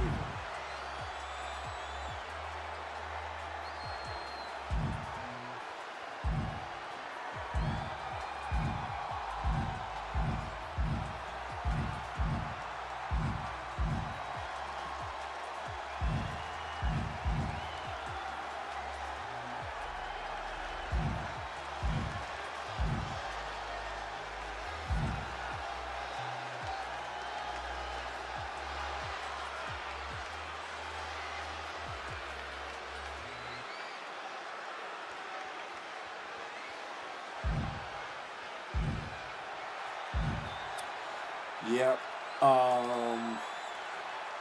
Track jackets, training jackets, whatever you want to call it. Like wrestlers would come out wearing those in Japan all the time. Like even back in the 80s and 90s.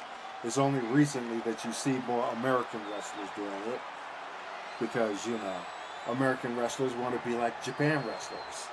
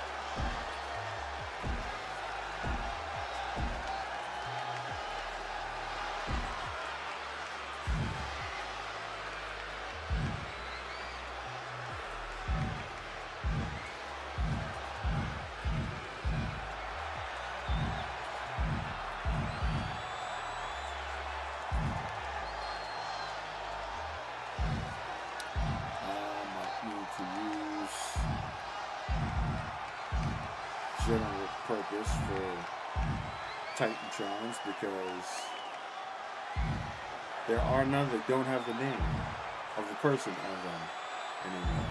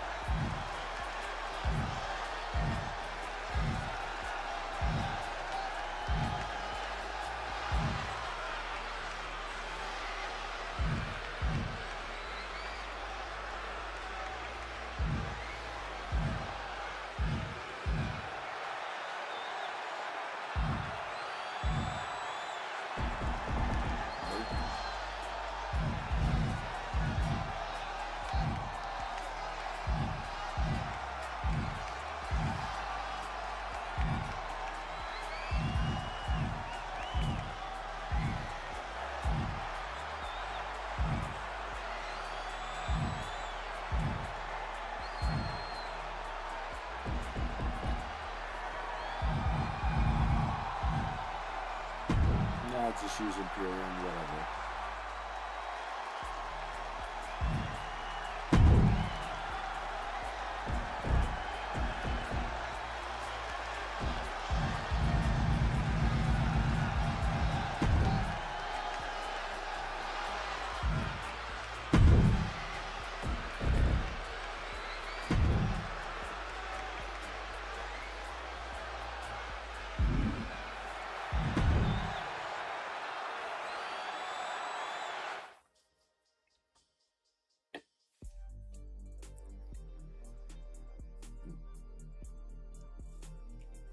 One second.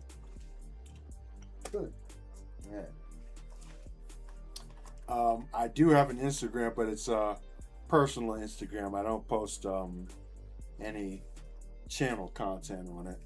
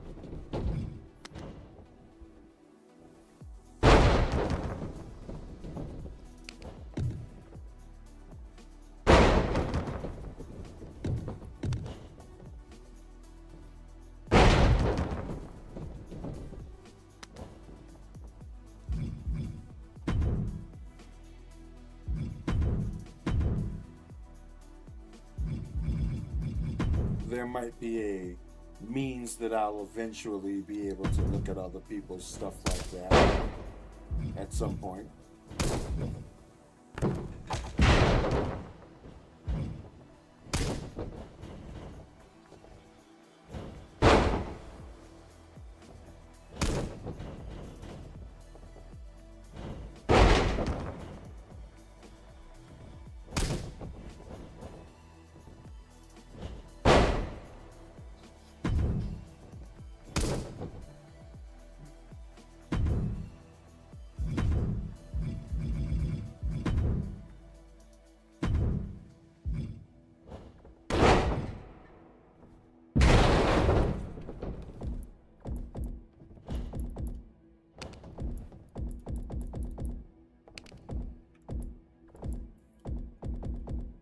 See if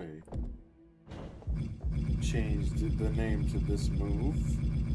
I hope not. Nope, they didn't. Cool, still there. One,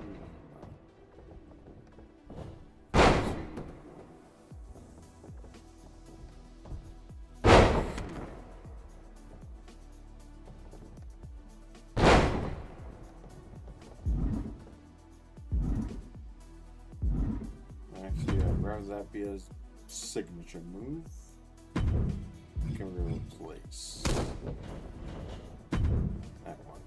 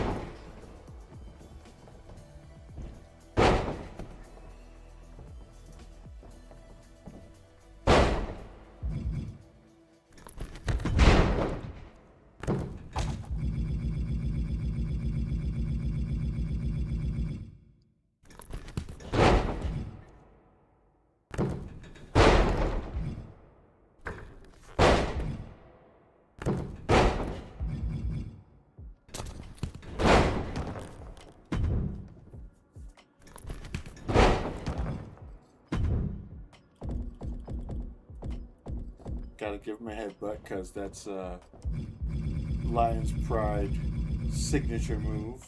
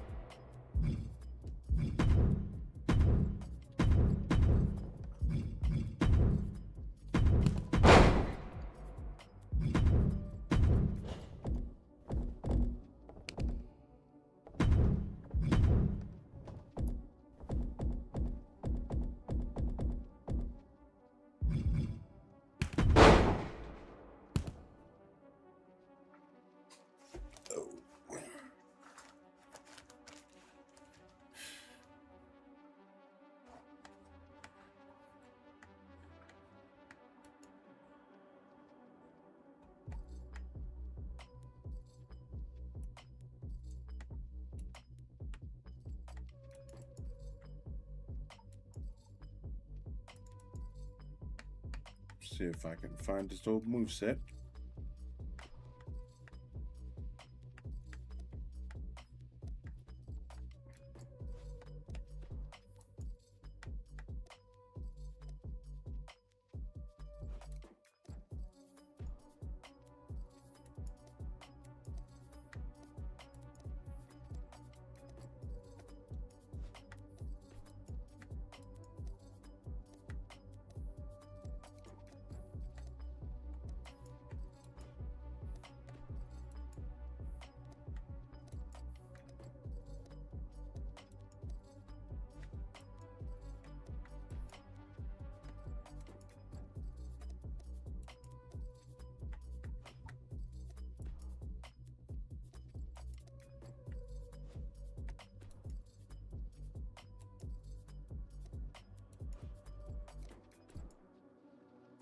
There he is.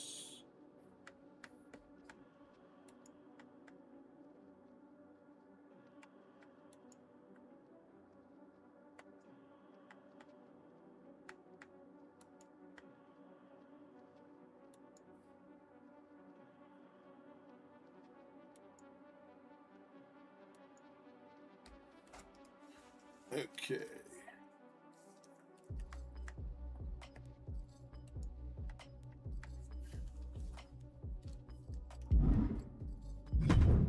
Finisher.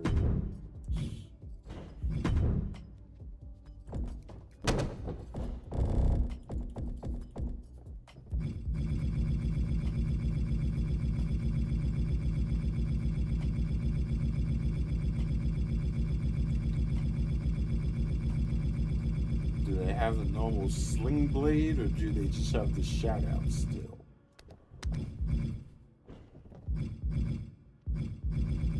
Let's find out.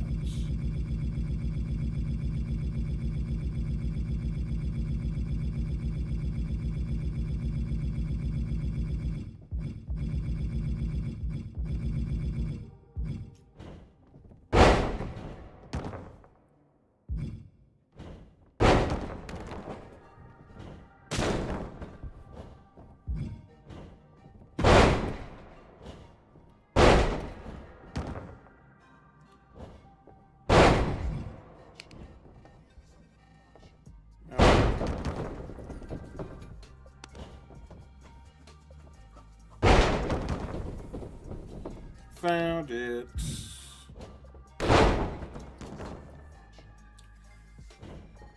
Welcome, Triv. Yeah, just putting the final touches on Jesse Risen's move set.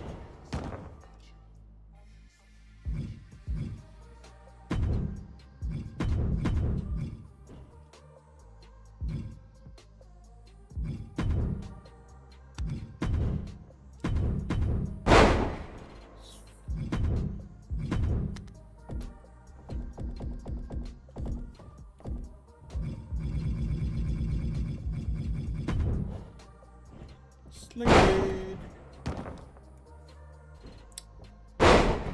Alright, Charlie, good night. I realize it is super late for all of our West Coast friends.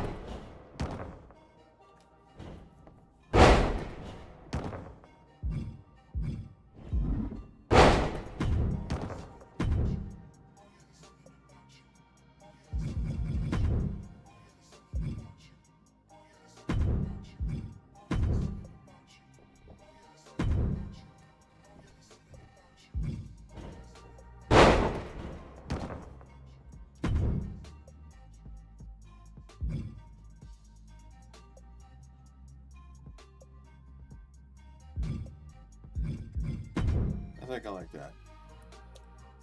We'll see how it works.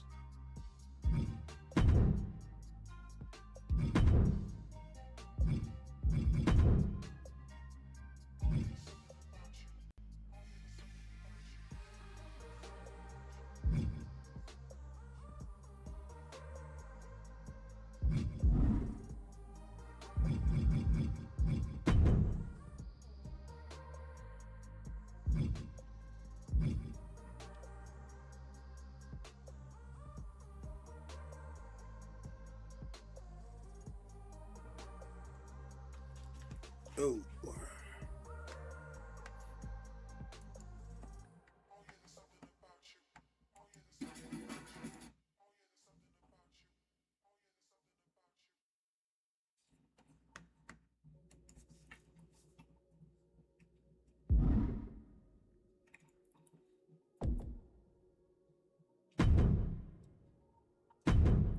Time to run a test match.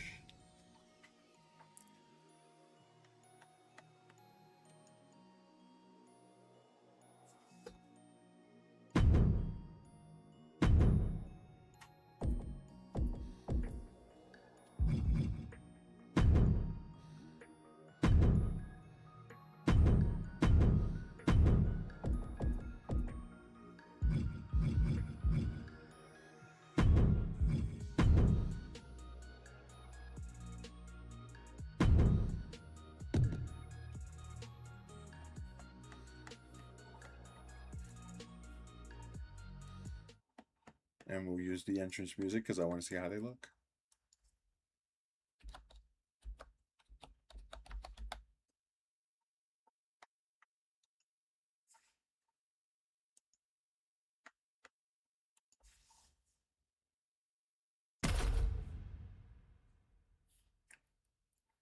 And you'll also be seeing the new takedown set.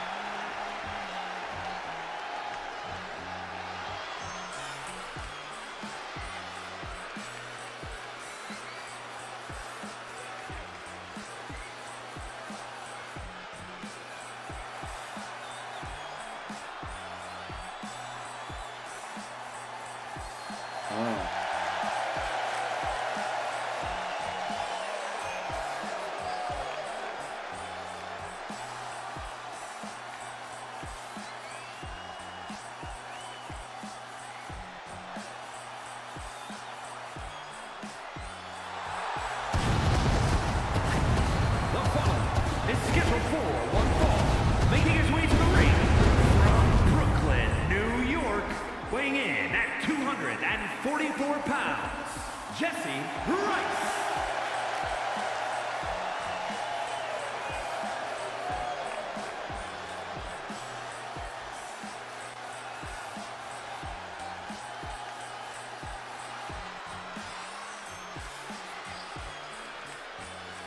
Oh.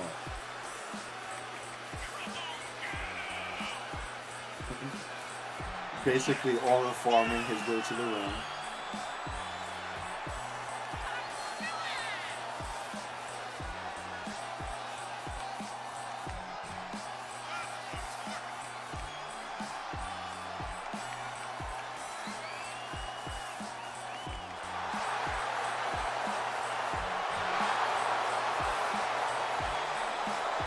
I'll do some ring pyro on this part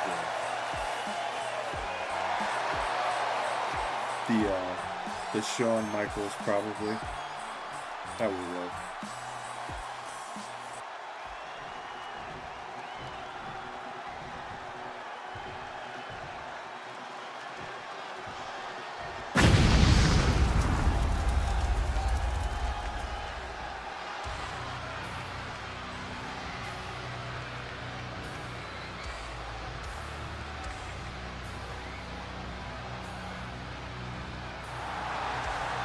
And his opponent from New York, weighing in at 241 pounds, Christian! I do not, Perry, but maybe I will.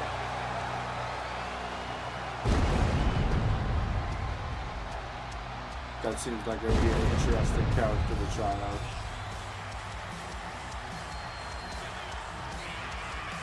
So this is Phoenix's secondary attire, which obviously has more of a callback to the School of Hardcore, which is where he trained partially. Of course, the school is owned by Riot.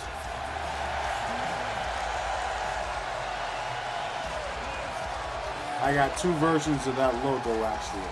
That's the old school one, the classic one that I had first made in the PS3 era. Then I made a new one, but I used both.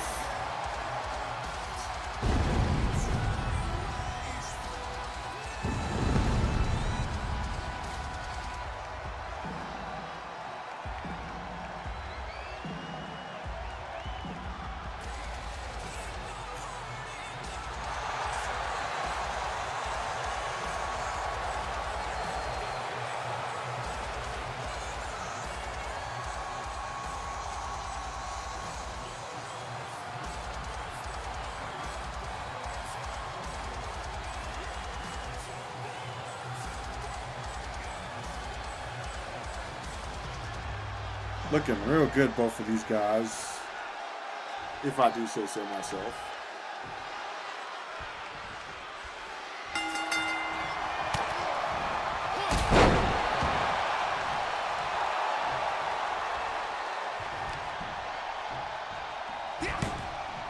Good comment.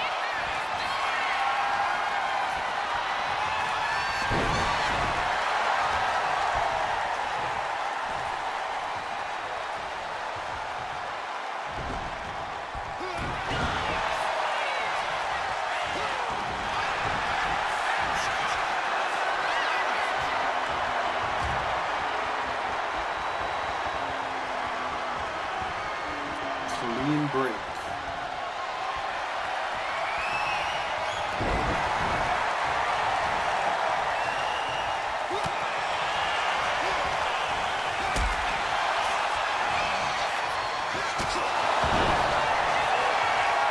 That's a good.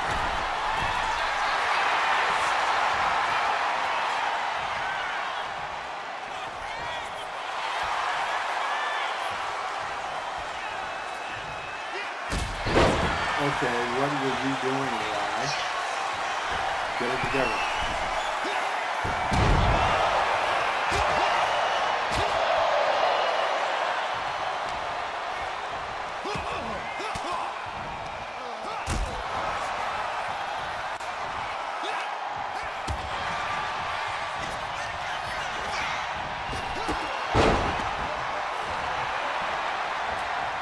Oh, also, just let you know, I have actually adjusted the game to my sliders.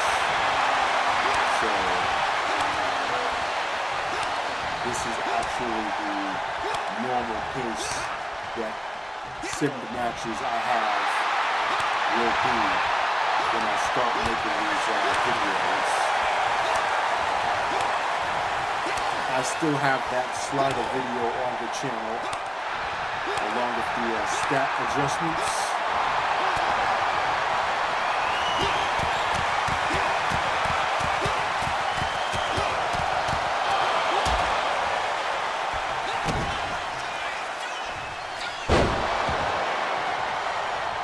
That was a well-timed spot, and look at him pop right back up.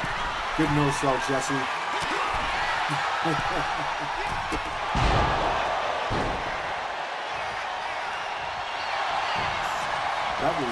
That was actually pretty cool.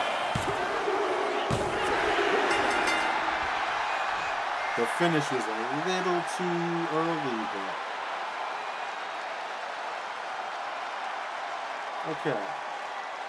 Here is your winner, Christian! No, we're gonna run that one back.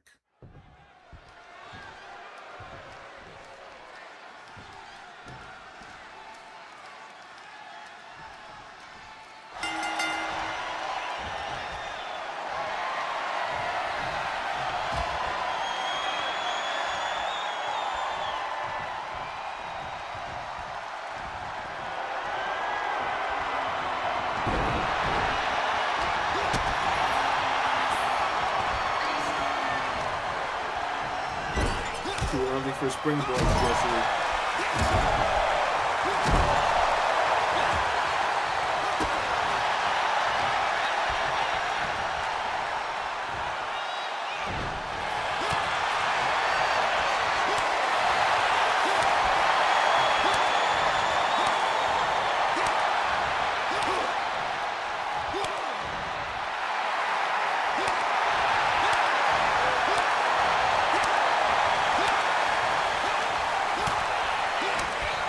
Japanese style chop battle.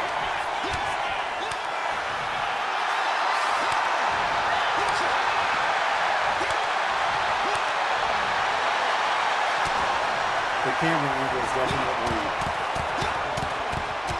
make that look a lot better.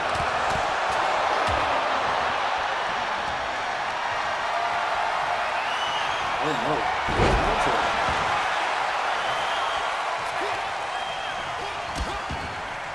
He countered the counter. Alright. Checking the ankles. Oh, took too long.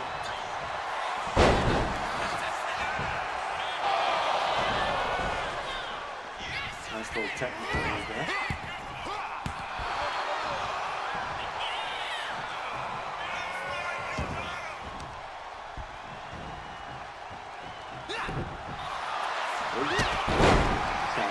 to face. And he counters the headbutt. Both signature moves countered. These guys are evenly matched with good reason. They have the same stats.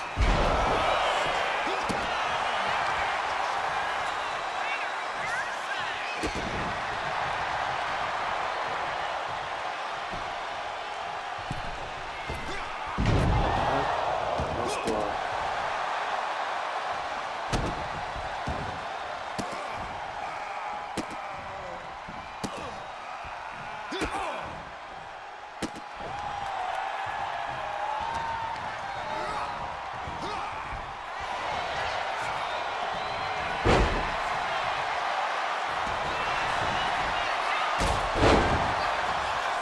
Nice drop kick. Can't take advantage. Phoenix going up. I like the bruises that show up on their bodies as a match goes on too. That is a nice detail. There are a lot of good things about this game, design-wise, that unfortunately get canceled out by the fact that there's a money-grubbing battle pass in the game.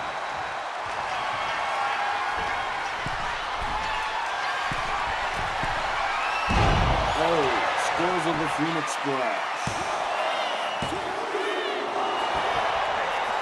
But I knew he was going to kick out.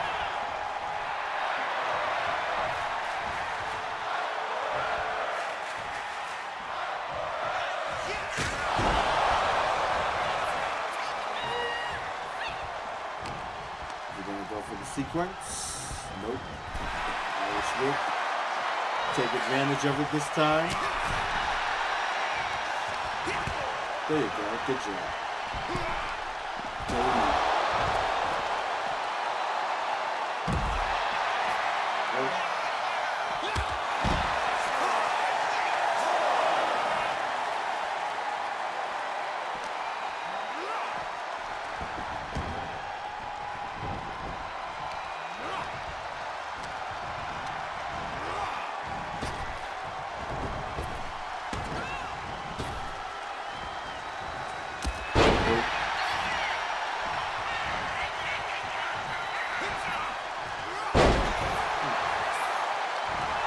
Nice technique.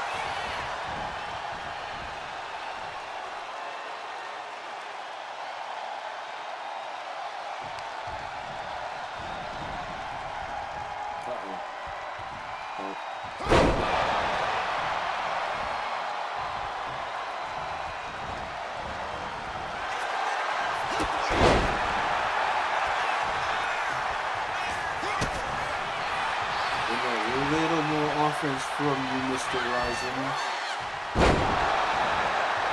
That's a good start.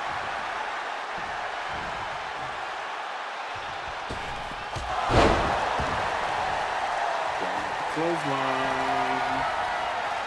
Omega Java coming up. Yep. But finish it pretty high. Maybe he won't. Okay. He kind of pulled that one out of nowhere. Good match, though.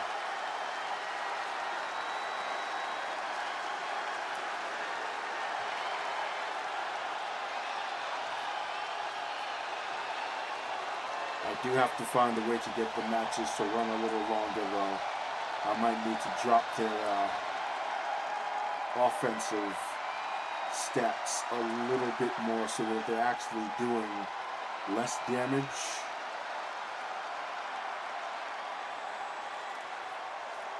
But the pacing is good. Here is your winner, Jesse Rice. I gotta change his victory pose too.